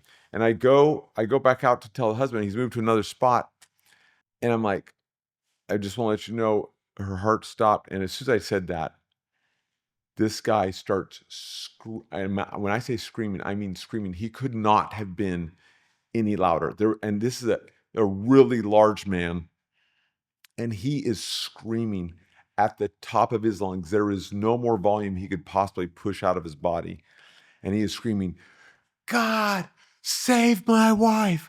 God, save my wife. Jesus Christ, come save. I mean, he is screaming and praying, and I'm like agreeing with him. But he's right outside the door of the 2 next patients that have been waiting for this procedure to end for them to have the same procedure. And everybody in the clinic so there's so many things going on in my mind. There's so many things going on in my heart. And I'm just like, yes. And Lord, and I've been praying for her myself. but I mean, and then he all of a sudden gets this desire to go see her. And I'm like, oh, this guy's way bigger than me. I'm like, I really hope he follows my directions and stays out of the room, because I physically can't keep this guy out of the room if he wants to go in the room. He comes up to the door. I said, sir, it's better for us to stay out here, let them do their work there. And he is literally screaming at the top of his lungs as the paramedics are doing all the stuff they're doing. Breathe, breathe. And I'm just like, yes, Lord. Yeah. But at the same time, it was just, I've never had such a uh, emotional roller coaster where I'm up and down and yes and no and believe and what do I do, and it was wild. Then they get into a disagreement, because what happens is, when the paramedics come, they take over. They are under the supervision of a physician at the hospital that they're in communication with, who's not physically with them. But now they are in charge. They've taken over. So myself and the CRNA, we're no longer in charge. My CRNA had thought of, hey, one thing that might be going on is if for some reason I'd done this interesting nerve block that we do, one of the risks of that is if it inappropriately goes in the bloodstream, it could cause something that could be similar to this. Bottom line, I have 5 reasons why that couldn't have happened, but that's not the time for this discussion. So in our setting, he's saying, well, perhaps we should give her this antidote for this. The paramedics are like, no, we haven't discussed it with our medical director. So then, the paramedics are arguing with the CRNA. Who's saying maybe we can give this antidote? My CRNA. Oh, thank you. The CRNA that I work with, Yes. he's thinking, he's like, oh, this is the antidote for this if this were to Gotcha. happen. Okay. So he's telling the paramedics are saying, no, you can't do that because we don't have permission from the medical director at the hospital, who's not seeing this patient, but it's over us. And so now they're in a argument. Nobody's fighting, nobody's being mean about it, but it's just a logistical, like, who's in charge here, and here's an idea, and no, you can't do that idea until we get approval here, and stop and don't do that. And so anyways, it's important to know that this antidote was not given to this patient until her heart had started pumping on her own. She started breathing on her own, and then she never coded again. And then in that setting, she got the antidote. Finally, they agreed, got her the antidote, started the antidote, and now they wheel her out. Now the daughters come. I'm interacting with the daughter. They follow her out. We're all like, what just happened? I debrief with my team. I talk with the other patients. It's a chaotic day, needless to say. The day goes on for quite a while. What's amazing is the other 2 patients decide to have their procedures. Wow. And so my day goes on for quite a while. So I spend the next 4 hours, and my colleague and I spent doing the same exact procedure we just done on this person. We went through everything. We're mechanically going through it again for 2 more patients. We did everything the same as we did, and we're thinking, okay, what did we miss? Could we have missed something? What could we have done different? What happened with her? And we spend 4 hours just going through what happened, what could it have been, and come up with nothing, and come up with 5 reasons why it couldn't have been this nerve block that I'd done. But the antidote was given, then she was fine. No, she was fine before she got the antidote. That's my whole point. Oh, okay. That's why I tell that story. Okay. Her heart started beating. She started breathing on her own finally, and then she never had it stop again. Mm. And after that, they started giving the antidote. Okay. And so we spend 4 hours discussing this with no real answer. I go to the, I finish up with all these patients, do all the stuff I need to do. I go to the hospital to see the patient and see her husband and her daughter. And I'm talking with them, and I'm sharing with every provider that comes through what not to do, what, don't do this, because there's things that they can do in a hospital that can really cause problems for patients who've just had this procedure that I'd done. So I'm warning everybody, making sure everybody's communicated with, checking on them. And by the time I'm done there, both. But this is not a hospital you work at. No, I don't have any privileges at this hospital. I can't. I could tell them You're what there to as a do, visitor. and I can't write orders. They're going to ignore my orders. I have Yeah. no privileges. But they need to know, and they know that they need to know the Yeah. things that you're letting them know. So I spent, I don't know, at least an hour there. At the end, both the husband and the daughter are giving me hugs. And we're just thankful to God that she's alive at this point. I recount to them the 5 reasons that it could not have, because the hospital is saying, oh, it was due to the nerve block I did. Just to cut to the chase, if the nerve block had been the source of the cardiopulmonary arrest, her heart never would have started beating again until it got the antidote. She never would have got back to it, because she'd gone in and out, and then came out and stayed out, and then we gave the antidote. If my nerve block agent was blocking her heart from working, it wouldn't have started working until we had removed that with the antidote. She never got the antidote until she was already back. So and there's 4 other reasons why it couldn't have been that anyway. So what's on the medical record is not accurate, but I don't work at that hospital, so I can't address that. But the truth is, I'm driving home and I'm like, there is no reason for this. There's no explanation for this. There's no explanation. What happened? There's no explanation for this.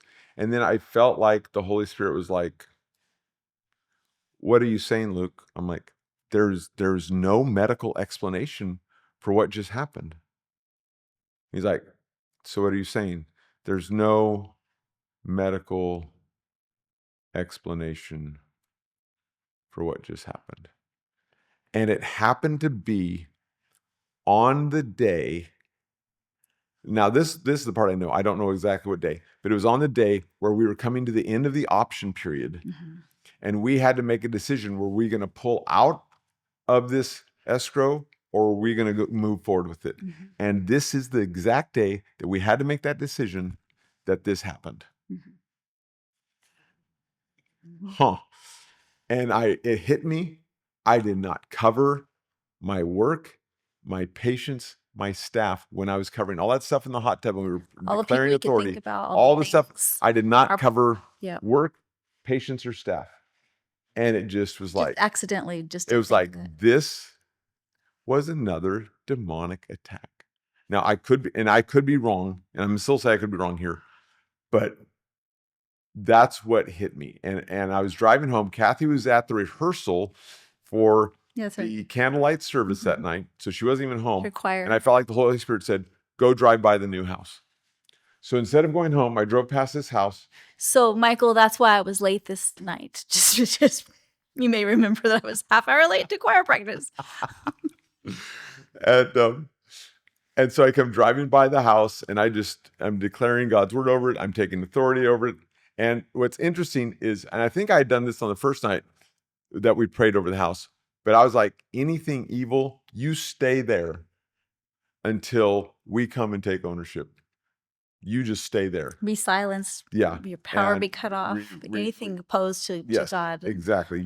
You're cut off. Don't go anywhere, but don't go anywhere. You stay right there. Which is weird, because that's not how I've been trained. I've been trained, you send things to Jesus. But in this case, I think it was in the jacuzzi and here that I was like, just stay there. Okay, so that was Thursday. It was a Thursday, because the next morning, I had breakfast with my friend Martin. And I am telling Martin this story. And Martin and I get together for breakfast, I don't know, once or twice a month at the most. And we meet early. We meet at 6. We always get breakfast. And this time, I am so like amped up telling this story that we just both ordered coffees and didn't even get food. It was the craziest thing.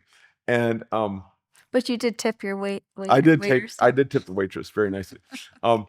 Just making sure. Yeah, thank you.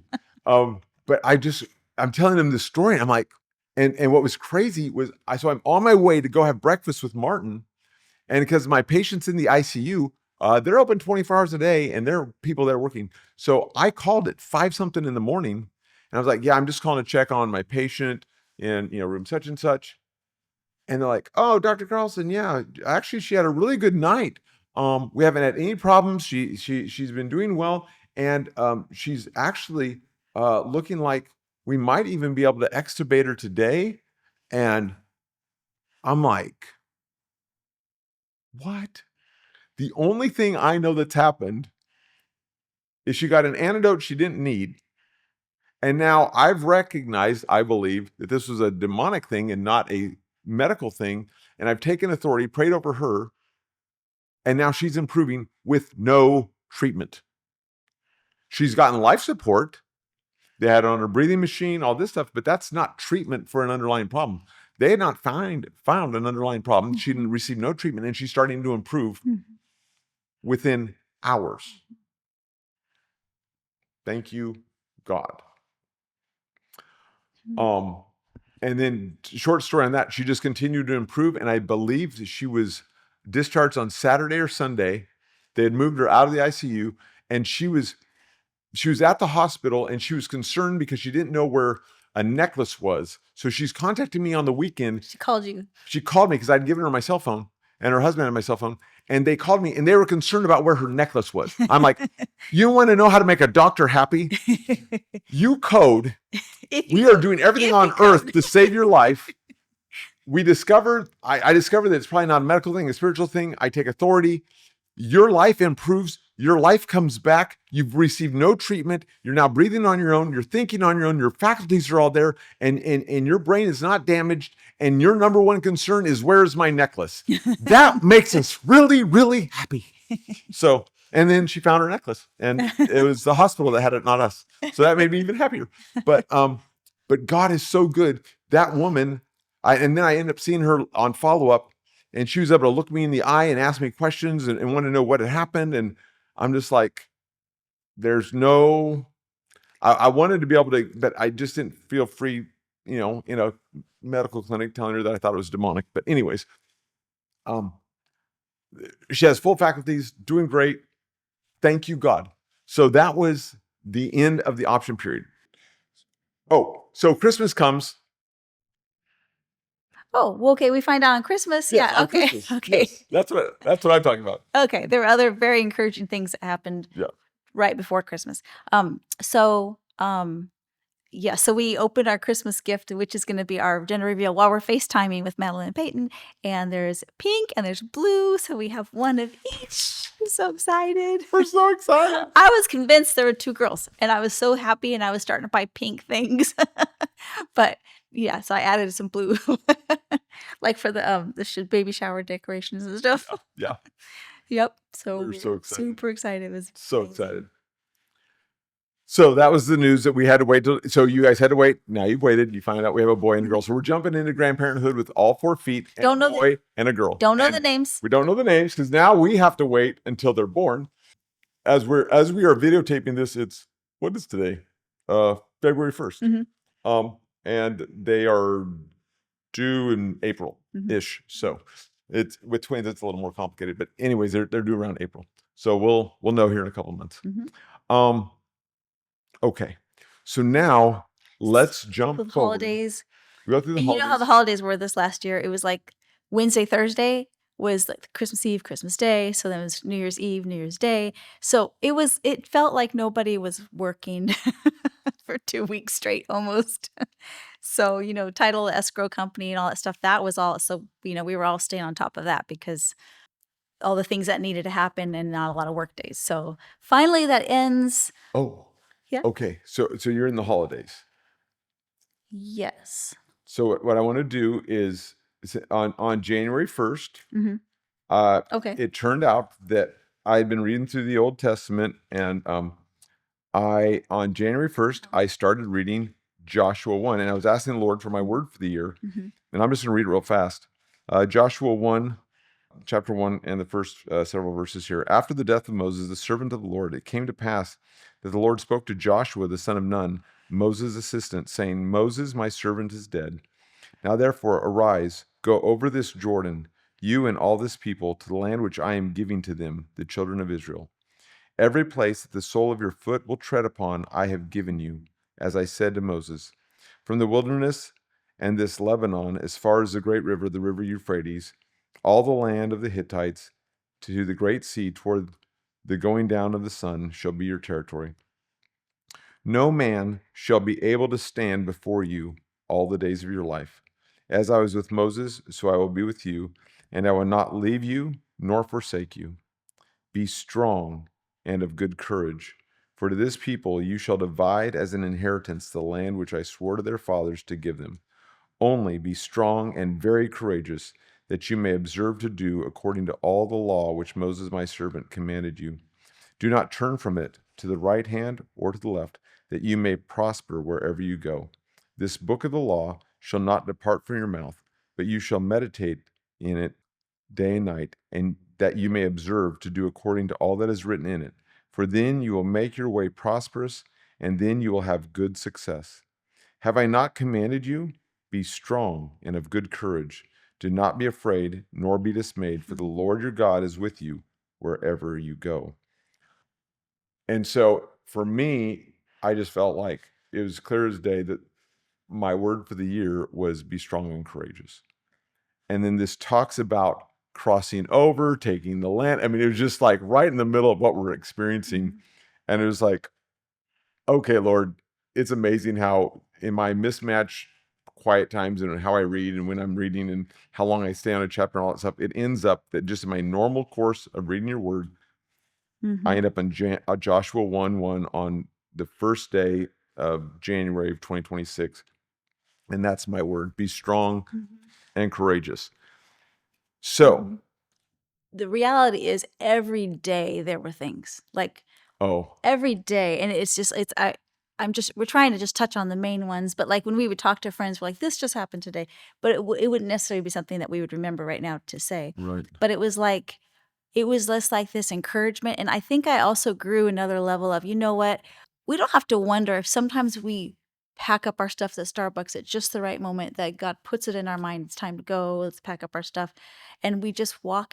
Things have happened to me these last few years that are so. It just makes me go, you know what? God helps me. So however he does that, it's not like I felt his, like it's time to go right now. And it's just that he just coordinates all these things. Like it takes 100 things to be coordinated for that one interaction right after Yeah. as we're walking out of Starbucks. And then we all happened to have time. It was just crazy.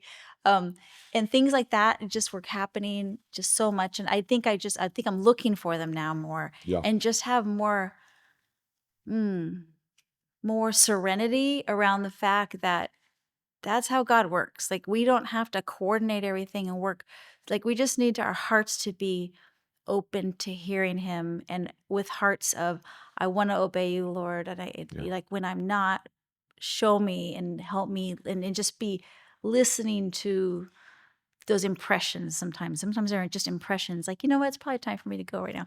And just things like that have been happening like every day. God's it was not always like that timing wise, but like the way the Holy Spirit speaks or this particular verse or you said a verse and I had just I'm on a whole different reading plan as you and I happened to have read that same verse that same day, which almost never happens. Right. And it was just like, whoa, and Yeah. just there's like all these layers to it. Or just saying this as like an encouragement or like a just our test is just our testimony for this season. And we know that it's that, it's by the blood of the lamb and the testimony um, oh shoot, another verse I don't have memorized. So we're being very informal. Did we say that yet? Yes. But it's by, oh, oh shoot, now I gotta look it up. It's by the blood of the lamb and the testimony. Is it that the saints will like We arise? overcome him We overcome.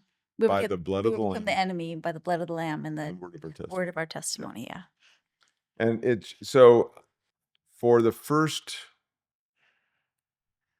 2 weeks of January, I would say that almost every day we had some kind of moment that was just like it literally, and I told people this, it felt like we're living in a movie, Yeah. like God's written Yeah. It a was. movie script Yeah. and we're in it and it's about us, but he didn't give us the lines to say, we're just living it. The And plot like every twist. day is a Yeah. plot twist. Yeah. And so like Yeah. for me, Oh, which was I was saying about prophetic words. Sometimes we have noticed in our quite a few years now that when God gives it seems to us at least that when God gives a prophetic word, that you're going to need it. yeah. And you need something to hold on to. And I don't know that it's always that way, but it has seemed to definitely be a trend in our life. Right. And we knew that. And we remembered at this time that, okay, God, like, Get ready. yeah, okay. He's given us a lot of confirmation, so it's probably gonna be a ride. Yeah. And so for me, it's like I don't believe I've ever asked the Lord for a word for the year and got it as fast as I did on January 1st. And I was like, wow. And then on January 2nd, it was just something funny, but to most people would probably just blow past this, but for us it was really special because I'd shared with Kathy this "Be Strong and Courageous," and then we were watching that David series, and the one we watched on the second, Oh, that was the scripture, was to be strong and courageous. I was reading it that same day. and it was in the You told David me. show. Yeah. The Mikal or Yeah. whatever her name And we were says like, it to David, and we were and we like, just of look at each course, other of and go, "Of course. course," and it was just thing after thing after thing. But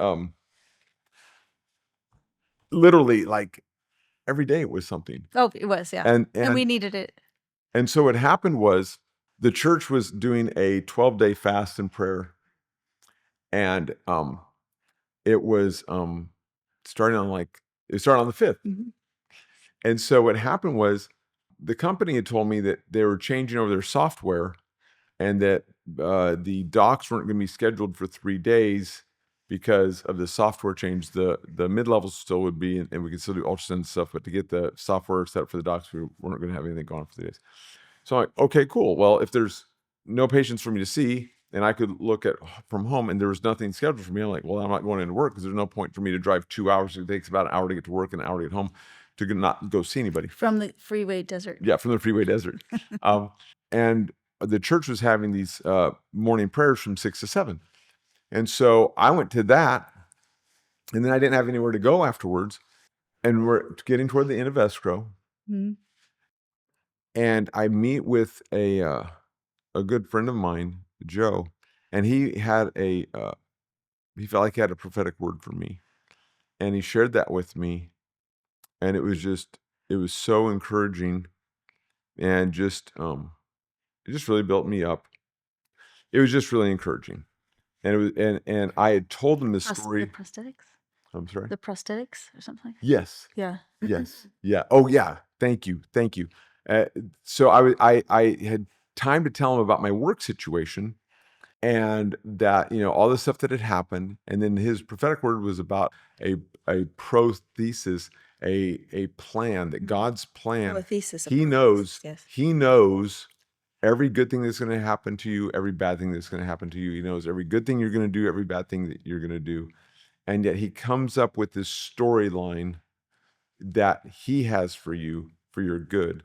And if you will walk in his ways and follow him, then this plan will be experienced by you. And it doesn't matter what others have done to you, that God's plan is going to go forward. Mhm. And so that's the word that he shares with me on Monday morning. So later that day, bottom line is, unbeknownst to me, I end up in a situation where I'm having a meeting with 3 of the corporate level guys from the company I work for, and they gave me written notice of termination. And I had actually been praying for this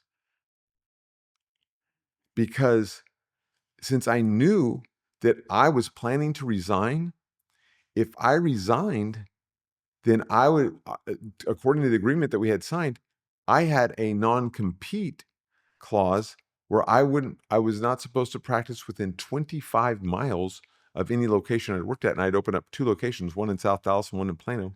And I believe it was for 2 years. And so I was praying that because if I initiate the termination, then the non-compete stays in play. And it's without cause, and Right, termination right, without right. cause. Termination without cause. I feel like I have to keep saying that. But Because if in a normal situation, there's a reason why someone Right. gets terminated. Yeah. Right. But if they initiate the termination without cause, then the non-compete becomes null and void and does not apply. And so that's why I was praying, man, Lord, your will be done, but it would be awesome if they would be the ones who would initiate the termination. Now, mind you, in sharing this with Kathy, she was like, yes, and after escrow closes. And escrow was scheduled to close on the And I do want to say, I just feel like I need to say this. Yeah. And we didn't even know when he was going to resign. So this is not like a strategy where we're going to mess with the bank, and No, make no, it no. appear one way when it's a different way. This was we really don't know when it's all going to go down, but the Right. earliest would be In early February. right, and then that there would still be months after that that he'd be working for them, and there's just all this stuff. Right, because Yeah, with my agreement, I still had to provide services for another 2 months. So yeah. let's just put it this way, if I gave notice on February 10th, I would still be working until April 10th Mm-hmm. for them. It's not like a normal job situation where you give Mm-hmm. notice and you give 2 weeks. No, I have to give Yeah. a 60-day notice, Mm-hmm. and so I would still be employed and all that stuff out to April. So as far as the Mm-hmm. home loan stuff, Mm-hmm. Yeah. totally above board, no issue there. So I receive notice of termination that day that I that I got that prophetic word from my friend after the morning prayer. Yeah. And the beautiful thing about it is they didn't want me to put my feet back on their property or provide any more services. They wanted me to just stop, and they were going to still acknowledge and follow through with the 60-day thing. So Which was also contractual. which was in the contract Uh-huh. that I have to give them 60 days or they have to give me 60 days. So since that day, I've been getting paid, but not having to go to work. And God's like, son, you are going to be so busy doing all the things I have for you to do to get this house ready and everything else that you don't even know is coming that you don't have time to work. So I'm just going to have it set up so somebody pays you to work while you're not working because you're going to be working more than you would normally do if you were working. So, total answer to prayer obviously caught us off guard and was very shocking, but I was ecstatic. Kathy was not as ecstatic. Well, it's just like we're in the middle of buying a house, and wait, what? I just figured it would. I mean, it was like this small possibility that they would terminate you because a new doctor was coming. Give notice of termination, yeah. Yeah, and we just didn't know. And Because so technically, I'm still not we terminated. thought it was all in Luke's hands as far as when the dates would happen and when we would feel like it was time, and Still, yes.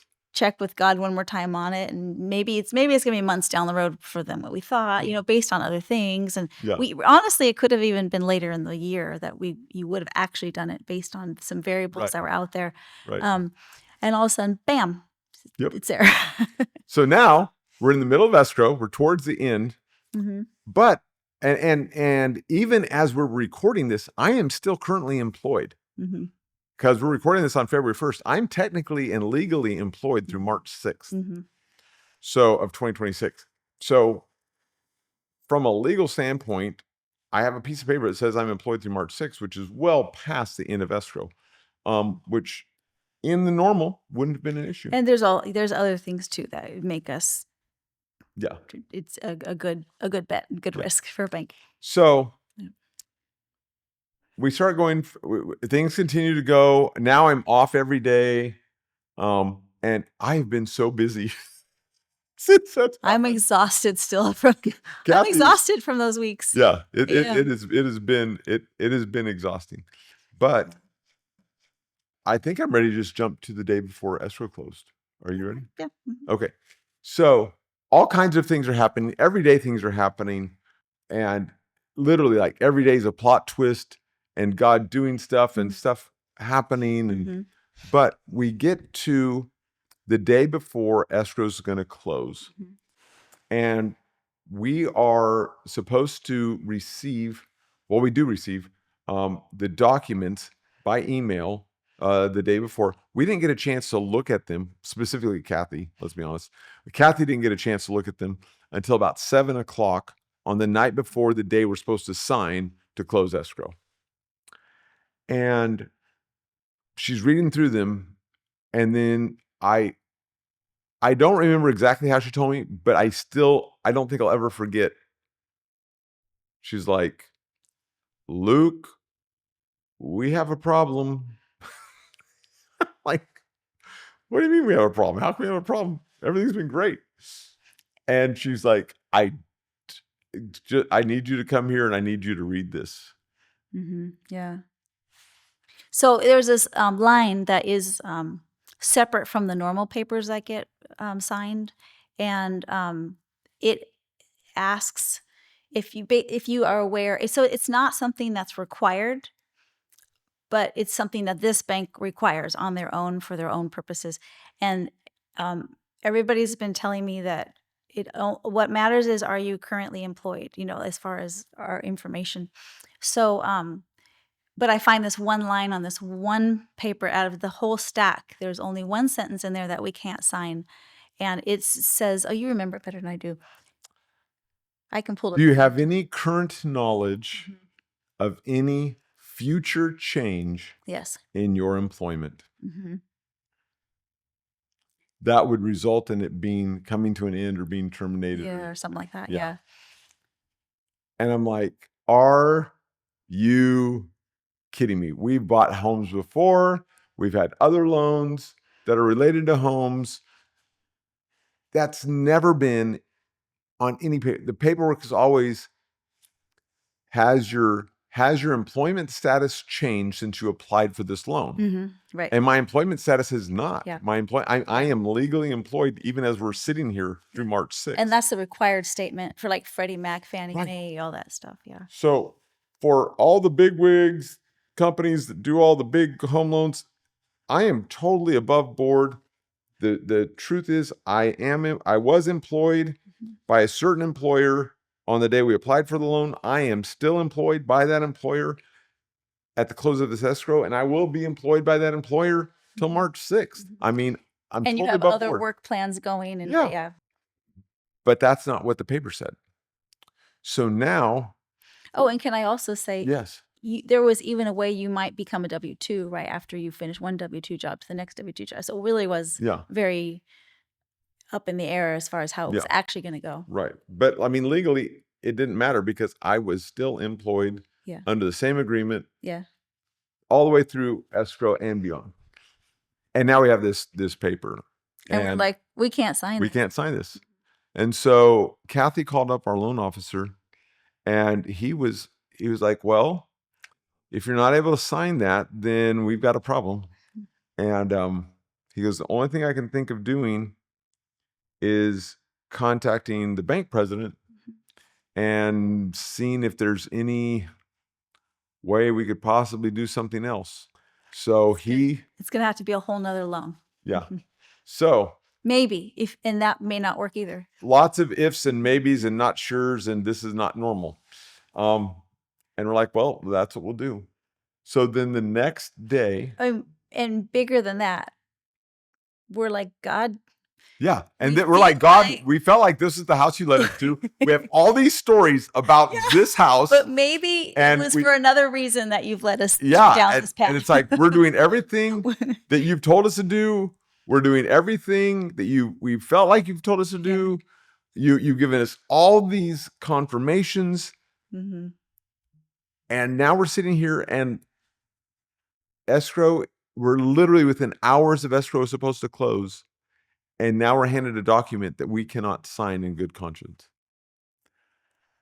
And so now it's the day of escrow. Now I'm going to hand this over to the realtor because this is all realtor stuff that happens here for a while. Well, he didn't even get to talk to the bank president till the next business day. So then that's when I had to start letting people know, hold on, we can't sign today.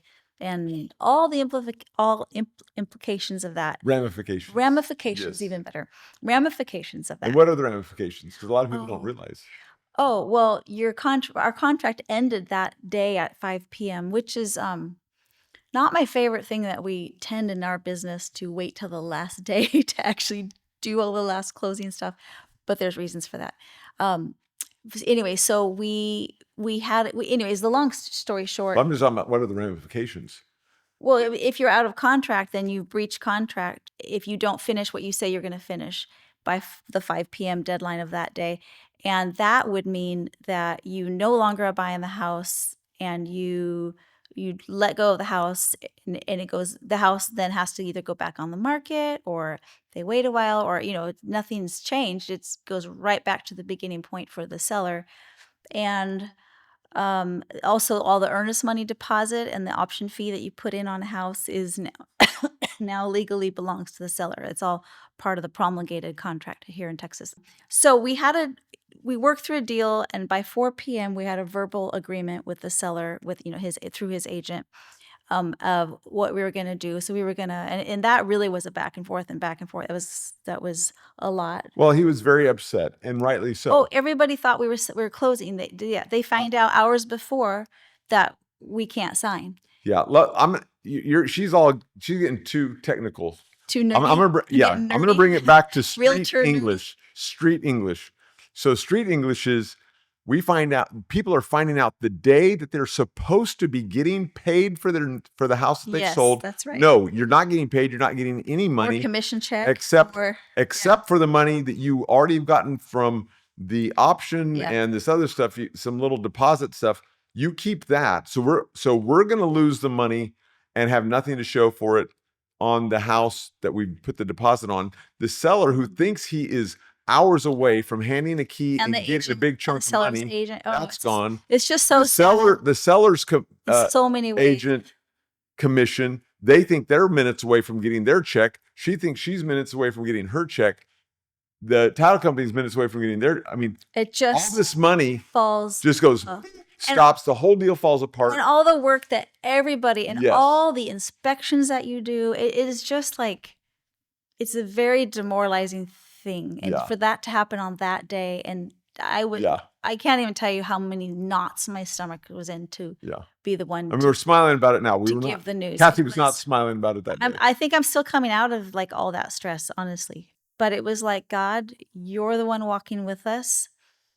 We are literally following your ways, trying to follow your ways, and you would not want us to lie. And I don't want to live in a house that I have to lie for, and I'm not going to do that. We're not going to do that. And we were in total peace and agreement together. And we're like, you're going to have to figure out a way, God. But there still is the turmoil. There still is the telling the people and waiting for that agent to get back to me on what the seller has to say about it. And it's like, we can move forward. This is what it would look like if we can get a loan, and I won't know until later today if there's even any chance at all. And so we were just it was those moments you just have to be an open book in representing your client. And in this case, Luke and I were the client.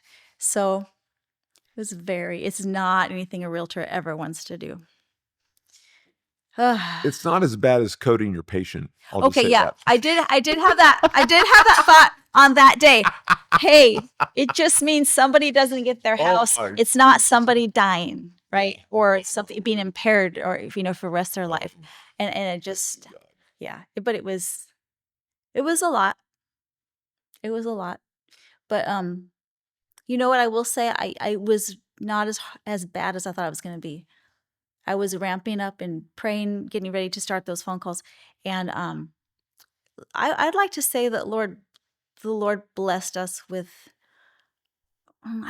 sometimes I want to say really wonderful people around us that were, supportive. I want to say that, supportive of us. I want to say even in a business, in the business world that I was in the middle of, there were really generous people who were empathetic and believed that this, as we were in real time, like, okay, this is where we're at now, this is what, and worked with us. I am grateful that Lord, I remember praying about the bank president, that he would be willing to look at our stuff and be willing to listen to our need and our situation. We actually were so bold that we prayed that the bank president would have dreams. Yeah, right.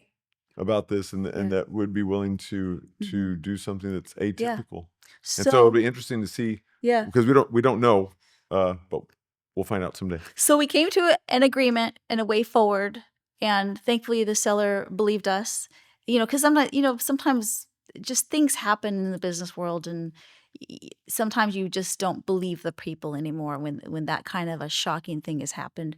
But we were able to work through it. I appreciate the agent helping us communicate to him, what was actually going on. And this is not a game. This is not a tactic, all that kind of thing.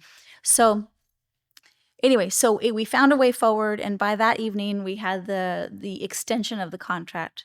And when that was also a belief and a faith thing, because it meant putting more money out there, that, that within a certain amount of weeks, we would have a loan, is pretty much what we had to say. And we had to put our money where our mouth was. And we had to put our money where our mouth was. And it was quite a bit of money.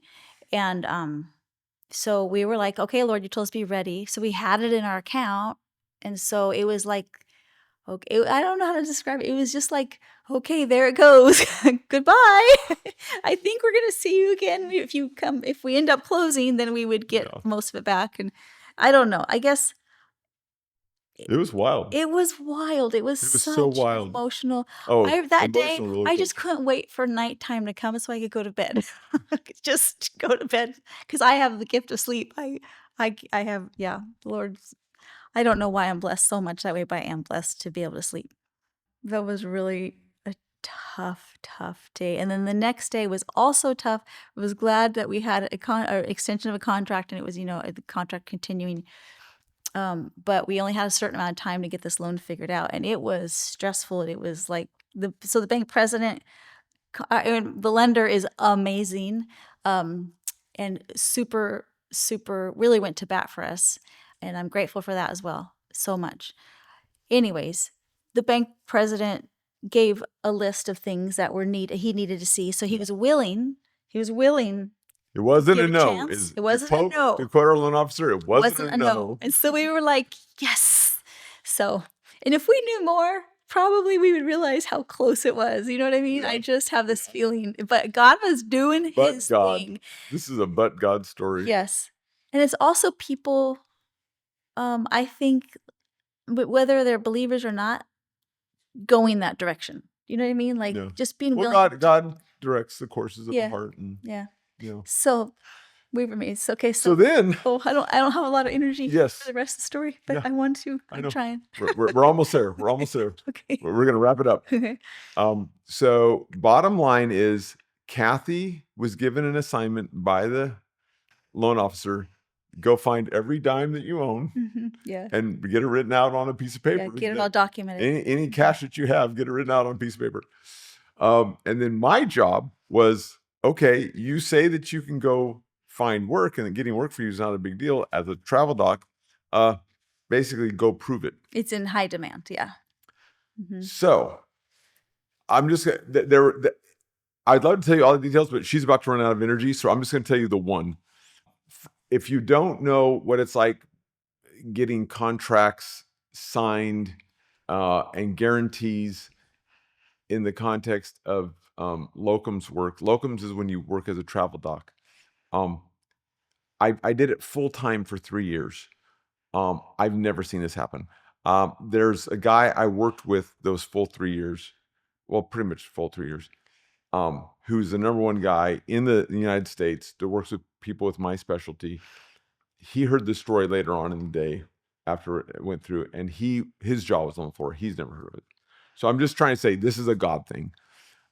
I now put out my feelers trying to find work so that I can show this bank president that I can, in fact, make this loan payment. So lots of phone calls, lots of emails, Lots of phone calls, emails. I'm doing all my stuff. And at 10:50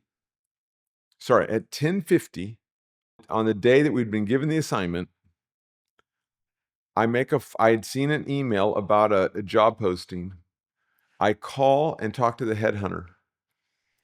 It sounds like a pretty good gig. So I tell them, go ahead and present me. So now they present me to their client. The client finds out the information about me from the headhunter, likes what they hear, and tells them that he wants to talk to me not tomorrow, today, and not later today, like as soon as possible. So I think it's probably within an hour and a half of me having the first conversation with the headhunter that I'm now in an interview with the client. So at some hospital. Right. This is a hospital in another state. I'm just gonna keep the details minimal. It's at a hospital in another state that needs an interventional radiologist to come provide services. And so I have a conversation with the client. It goes great. We hit it off really well. I feel like I'm a good match for them. They feel like I'm a good match for them.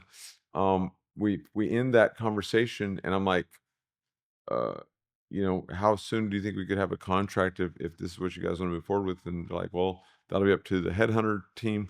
But things look good on our end. So I get off the phone. I tell the headhunter, hey, I like them. They like me. It sounds like they want to move forward. Obviously, you've got to hear from them. But anything we can do to expedite this. I'm asking, but I don't have any control over that. So other people do that. Him and the client talk, they move forward, they put together the contract, and they send it to me for signing. I sign it. I confirm with them, is there any other paperwork coming? They no, once you sign it, that is your contract. And I email it to the loan officer to give to the bank president. It was 3 hours and 3 minutes between the initial phone call with the headhunter and me emailing and date stamping an email with the attached contract. The numbers are just crazy. It's huge God blessing. But proving that I could make the income I needed, more than the income I needed to make the loan payment, to make them feel comfortable. So now some other things happened, but that was a miracle. That was a miracle. Some other things happened that same day.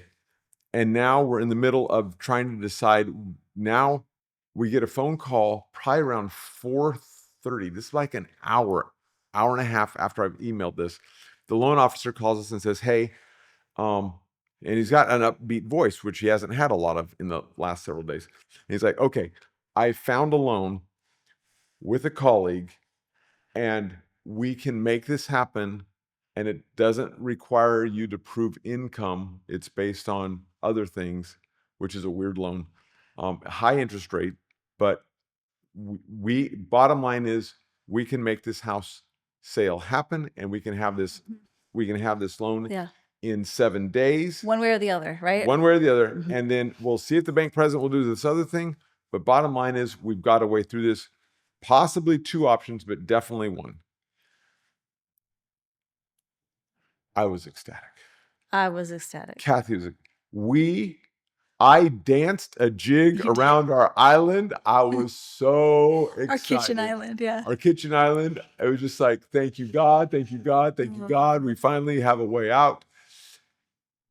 And then I'm like, okay, in the phone call, I was like, we will have all these documents, because he told us all these other documents that he needed. By the morning, right? We will have these on your desk before you show up in the morning. And so I got off the phone. I danced a jig.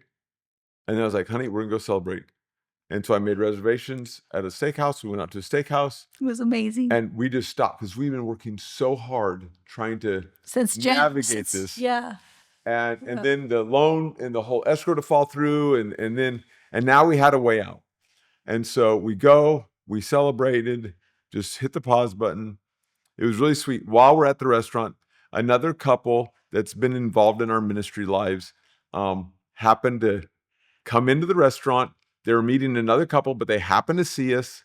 And the other couple they were meeting wasn't there yet. And we just had a short conversation, but it was a couple that's been very impactful in our ministry lives. And it was just God going, yeah, I got you.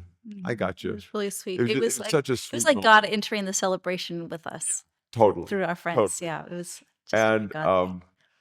And so then we went back home, got back to work. We stayed up till like 11 o'clock that night, getting all the work done, sent it off.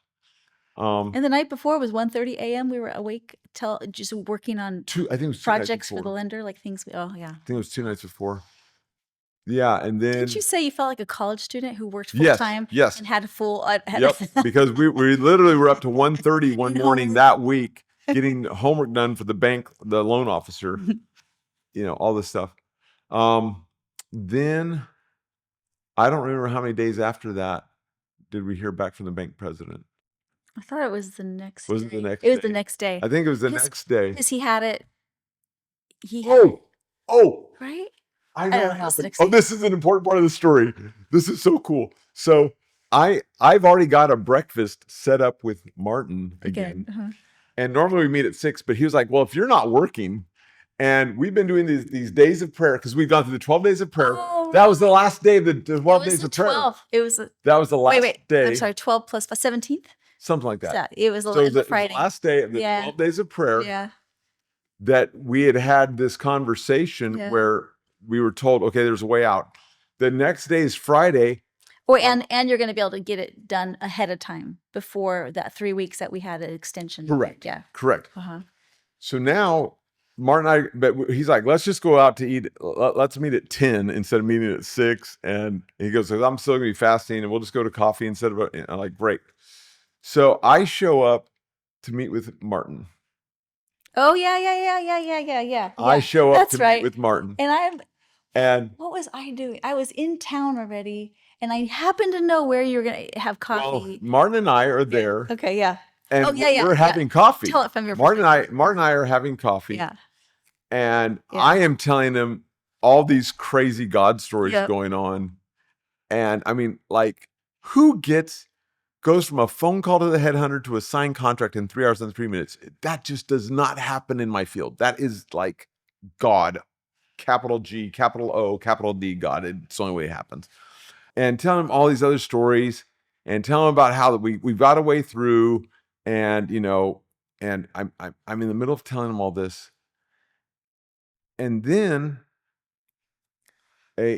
people come and go from the coffee shop, and they stay out of your bubble. This woman comes walking across while I'm talking to Martin. Beautiful woman. Yes. A very well, I don't know, because You don't know I'm not 'cause checking her out. I'm he's not actually checking her out. you actually had your I'm your phone open. You were like looking. Yeah, I'm going through. I'm telling Martin details about this It thing, was but me. Okay. I can tell somebody walk by, and then all of a sudden, this woman, and I can tell it's a woman. There's no question about that. A woman. At a coffee shop, you have a bubble. It's like, nobody comes in my bubble, right? Everybody stays out of everybody's bubble. A woman comes into my bubble, and I'm like, that's my bubble. Why are you in my bubble? And I look up, and it's this beautiful woman that I happen to be married to named Kathy.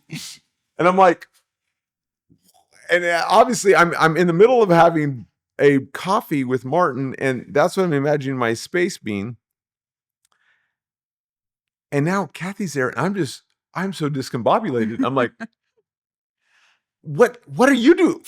I mean, I'm glad you're here, but what are you doing here, and what's going on? Yeah. So now I'll hand it over to you. Yeah. So what you started telling me all the stuff you're telling Martin, and I'm like, honey, hold on a minute. I said, hold on. I got a time thing here, and I need to interrupt you. And I just got a call from the lender, and the bank president is ready to move forward, and he was very impressed. He literally said, well, there's no risk here. Wow, he got a contract that quick, because he understands the world of like locums. I don't remember why, but he thankfully he knows about how that works. And so he gave the thumbs up, and 5 different bank officials had to sign, so 5 different ones. But so the lender was telling me, guess what? We're a go with the first loan. Not that we didn't have to go to the second, much more expensive interest rate one. And it was like, all you got to do is this, and that. And then, or actually, no, there was nothing for us to do. It was, maybe there's one thing, I don't remember, but we just had to wait for them to sign off during the day. And My recollection, and maybe I'm wrong, maybe I forgot something. is that we had to discuss it, because this new loan, instead of Yes. on the previous one, You had, we it had different terms. 10% down. This one, Oh yeah. Oh and yeah. so we had Yeah. to we had Right. we had to come up Yeah. with 20%. 20% down on the purchase of the house in cash. Well, we had come up with 10% down. We were not planning to come up with 20% down. Yeah, we had a workaround. But what happened is, we needed that money to the bank ASAP. Yep. Well, I am sitting down with Martin, That's who right. I had to wire it happens that to day. be our financial advisor and planner. Mhm. And so he had the access Yeah. to move our cash. Yeah. And so we find this out, and we're like, okay, does this make sense? And we're now discussing it with our financial planner. He's like, okay, financial planner mode. And it's like, okay, what do we got? Yeah, that'll work. And then he's like, let me go out to my truck. So he goes out to his truck, grabs his computer, sets up the wire transfer immediately. And then we could then wire it out. Yeah. Yeah. He sets up the wire transfer. Yeah. I mean, it could not have happened any faster, because all the decision makers are right there. Kathy, me, and I said, if only I could talk to my husband and our financial planner at the same time. Yeah, exactly. It was. So he goes out to his truck, brings in his computer, sets up the wire transfer. Yeah. And then I remember, and go ahead. Well, there was a whole nother thing that was a really big deal, but we can't talk about it because it's someone else's business. but maybe someday we can. That epiphany happened, something that had happened at that coffee shop that was incredibly pivotal to one of the reasons why we feel like God wants us in this house or Yeah. a house like this. Yeah. And part of the Oh, calling that has been on our hearts for 2.5 years. Something that we felt like God was telling us we needed a larger house for, it literally was to part of the be ready. expand the It was tents. part of the be And ready. didn't somebody pray that over us, expanding a tent? We didn't even get a chance to be like, oh my gosh, Oh yeah. that's what happened way back. Oh my word. So that was amazing. That was actually what really brought chills to me to remember. All of a sudden, I told Martin and Luke, and they were just like, whoa. So Yeah. And also, this is why I told the story at the beginning of this about the be ready, because we had not invested our money like you should wisely do. We had not done that. It was sitting there as cash. We had the 20% in cash to make this happen. yeah. So That was God's word to us amazing. for 2025 led us to a place, even And though I didn't know the and the specifics. provision that we had to, I mean, it's a crazy season in our life to have Yes. that. And, Yes. and it just wanted, Yes. just God, God, God made all this happen. yeah, exactly. God made all this Yep, happen. exactly. And he told us the things that we needed to hear. Yeah. And then now you're literally sitting there Wow. on the other side of an escrow that went wrong Yeah. because you wouldn't lie and sign a document that wasn't true.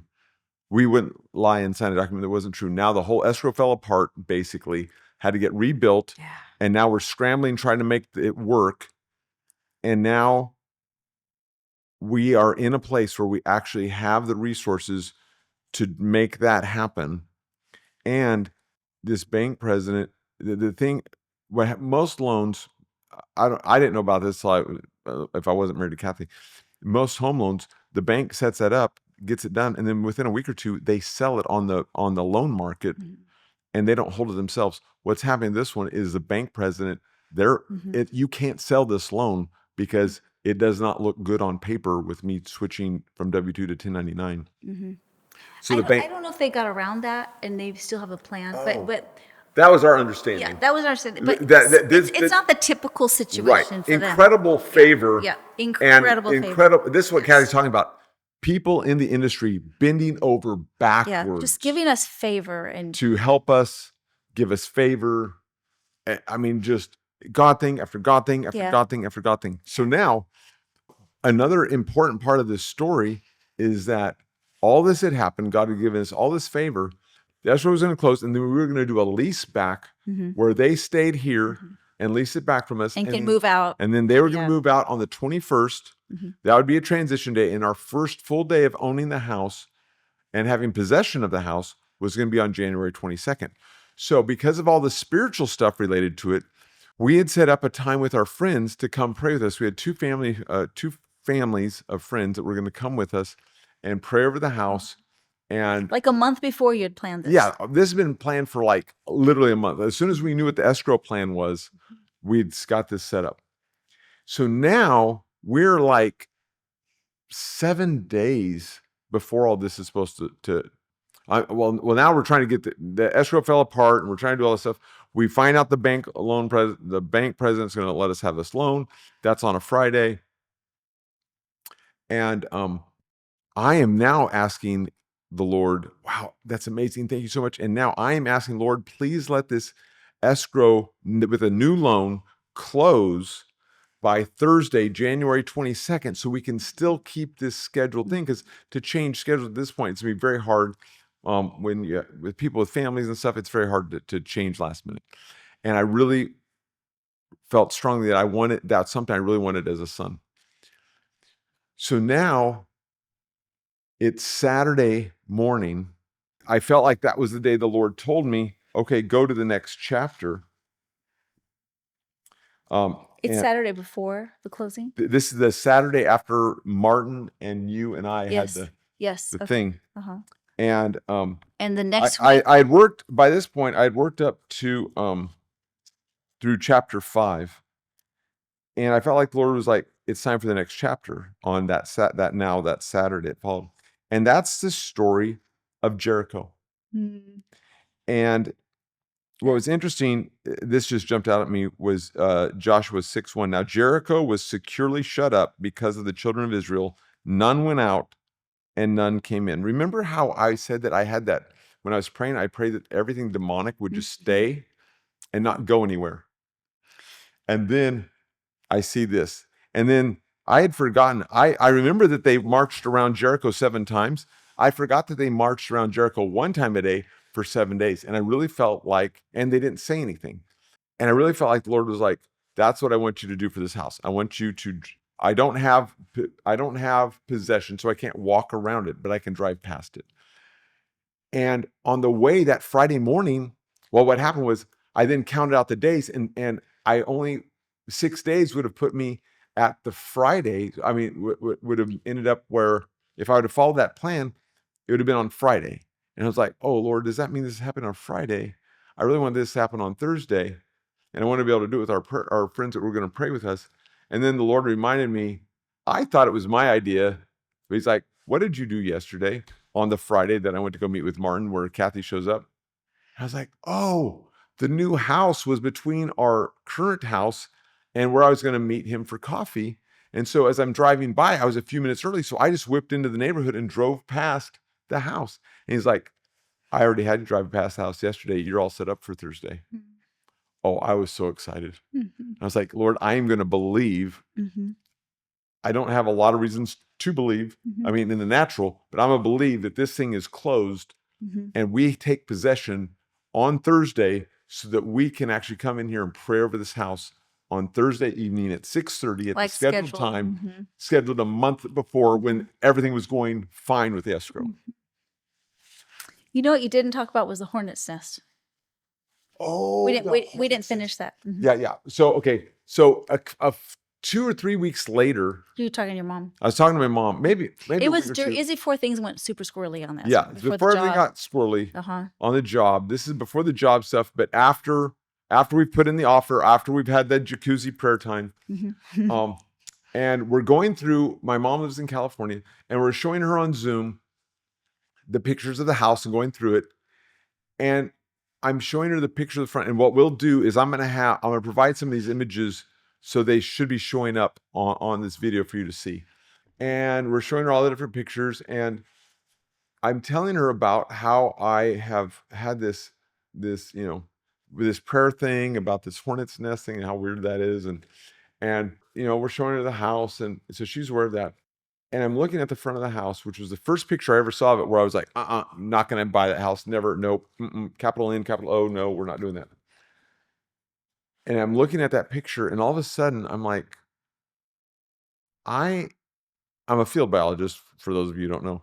I was trained as a field biologist in undergrad, and then now obviously I'm a physician. But and I was like, I know wasps, but I'm not confident about the hornets. But it's not the hornet's nest. And I don't talk about hornet's nest, and it's not something that I interact with. I've never dealt with a hornet's nest. So I Google. So at this point now, my mom and Kathy are talking about something about the house, and so I pull up my phone, I pull up Google, and I look up hornet's nest and look for images. And I literally got chills because I'm used to wasp nests. That's what you prayed in the hot tub. And that's what I'd prayed. That's the word. That was the phrase that came out of my mouth in the hot tub the first night that we prayed over it. When we became aware there was something demonic related to this. I've dealt with a lot of wasp nests. In wasp nests, it's a big thing with all these open cells, and the wasps are all over it, and that's a wasp nest. A hornet's nest they're hung in trees. They make them in trees, and they hang off of branches, so they're elevated. And a hornet's nest has it's a large structure, but it's got a single hole where all the hornets come out and all the hornets come in. They're not all over it. It's like an inside thing, so you have to go through an entrance. Like one door. There's one entrance. Yeah. There's one round entrance on a hornet's nest. And I'm looking at the front picture of this house, and I just get chills. It's like, oh my goodness. That reaction I had, I could be wrong, but I really feel like it was my spirit recognizing something in the spirit about the house, because frankly, kind of looks like a hornet's nest. It looks a lot like that. It looks a lot like a hornet's nest. And so it was so wild to have that epiphany. And so, yeah, so this whole thing about telling anything demonic to just stay until we came. The sun's about to hit you, just so you Okay. know. Thank you. Wow, it's coming fast. We'll wrap up quickly here. And so anyways, that was a real big part of this. And so we'll include pictures about that. So now I'm praying that we'll close Yeah. on Thursday. So, but it's really just a matter of there's a lot of things that have to happen. It was a Monday holiday, so Monday was a holiday. so the money wasn't even gonna come to our account till Tuesday and be able to be wired on Wednesday, but then everyone has to figure out the balance sheets because everything's changed, so they have to redo all their homework. Yep. And they have a 3-day weekend, and it was just feeling like the holidays again where no one's working. not no one's working, but there was not a lot of time to do all the work that has to happen in a week. Restricts amount of time Yeah, for this yeah, type of stuff. Yeah. So we just kind of kept asking for the 22nd. We were asking, we were trusting, and we went ahead and set up an appointment to sign on the 22nd, just saying, okay, well, we're gonna, but without major pressure, like, and I didn't tell anybody, why, but it was like it would really mean a lot to us if we could close on the 22nd. So people, again, we're trying to make it happen and just very generously about that. Yeah. And but I just was like, I don't think it's gonna happen, Luke. I don't think. And then that after the day before. I need to interrupt. Oh, sure. During this whole time, we've developed a prayer team of people that we would Yeah, text. that's what we need to talk about. Yeah. And every time something would happen, we would text not just the people who are going to be here and pray for it physically, people across the country. Yeah. And so you guys know who you are. Thank you so much. It was amazing. We had a team of people, and I could send out like four or five texts to these groups, and all kinds of people would know, and all kinds of people were praying for us and contending with us and believing with us. And that was a huge part of this. And, Absolutely. and I would be amiss to not stop and point that out. Absolutely. That we had a team of people praying and contending with us. Absolutely, yeah. So I'm sorry. I think I have now hit. Okay. I have an empty tank. All right. So she's hit empty. So bottom line, we're hearing that it's probably not going to fund. It's probably not going to happen on Wednesday. Mm-hmm. Thursday morning, we get up and we wake up with the last thing we've heard is it's probably not going to happen. We might be able to sign, but we can't. But at that point, we probably make that appointment for signing, but it won't fund, which means it's not yours yet. Right. So now it's Thursday morning, and we're told, yes, you are going to be able to sign today, but it's probably not going to fund today, and it'll probably fund on Friday. And after it funds is when we can get keys and take possession. Yeah. And I'm like, okay, Lord, just trust you. But wow, that's what and that's really what I was hoping for, and that's what I was asking for. And we are. Yeah, we're driving to the closing appointment. So now our signing appointment is like at 3 in Dallas. Yeah, in Dallas. So Kathy and I are in the car. We're driving. We call it Mount Grapevine. For those of you in DFW, there's an on-ramp from 26 to the 114, and it's one of the highest points in Grapevine, and so we call it Mount Grapevine. It's actually from the 114 to the 26, right? It's only that. Well, we were taking it the other way, 26 to 114. It does go as high. Yeah. Thank you. Yes. Yeah. Right. Okay. And so they're parallel. So yeah, you're right. You're right. So we call it Mount Grapevine. So we're literally at the highest peak in Grapevine, and Kathy gets a phone call from the title office, and they say, "Oh yeah, it looks like it'll probably fund today." Mm-hmm. While we're driving to go sign, and we're like, "Oh yes, God, let it be, let it be, let it be." And then the craziest thing ever, and for those of you in the industry, you will know this. If you've ever bought a house, you'll know this. We find out that it looks like there's a chance, and we're like, "Lord, let it be, let it be, let it be." We drive to the title office, and we get to the title office, and everything is a go. By the time we got there, if you want to know really amazing, like crazy God details, and you know us in person, then ask us in person. But for the purposes of this recording, I'm just going to stick to this. Everything was a go. We signed, it was funded, we got our keys. Kathy got her commission check. Everybody got paid. They're what they're supposed to be. Right there in the Right then, office. right now, done. It could not have been more smooth. It was the smoothest signing, closing, all wrapped into one thing that I've ever seen. we got on the phone. We told our couples we are a go for tonight. We own it. Yes. We were so excited. Car texting you were texting people, it's a go, it happened, and telling all of our prayer team it happened. We got it. It's ours. We're taking possession, and we went and got something to eat. I felt like I was supposed to fast for 3 days before the signing, and so I had done that, and so I went and broke my fast, and then we came here in this room, met with our couples, and went around the whole thing, prayed over it, anointed it with oil, dedicated it to the Lord, cleaned it out spiritually. And the story continues. There's other things that have still been happening. We have a sense that there's still more to it. There's more that's coming. But we had to get this recorded. We had to capture our memories and get it communicated, because this is about the same God that you're serving. If you're serving Jesus Christ, King of Kings and Lord of Lords, Father God who created everything, Holy Spirit, if that's your God, this is your God. And he cares about you just like he cares about us. We are not any better. We are all brothers and sisters in Christ. We all have the same authority. We all have the same standing. As if we are walking in his ways, walking in obedience to him, then these are things that we all have access to. And our goal is that this would build your faith, that you would be encouraged, that hearing about what God's done in our life would encourage you in your life, and know that he loves you. He has great plans for us. And everybody's story is going to look different. He's not going to use the same story and cookie cut it. But he's so personal. And there were so many times along the way that he did things that were just like, here, I just want you to, I'm with you guys. Yes, you're on the right track. Yes, this is the path I have for you. Yes, it looks dark. Yes, it looks ominous. Yes, it looks like it's not going to happen. Yes, it looks like there is no way. And literally there were times where it was like, God, I don't see the way. Would you make a way where there seems to be no way? And he would make a way over and over and over again. But we're going to wrap it up here at this point. Is there anything else you wanted to say? I'm good. Kathy is tapped out. She's giving you all she's got. This is all she's got. I'm going to turn off the camera and now just take care of her. Well, I am going to say one thing.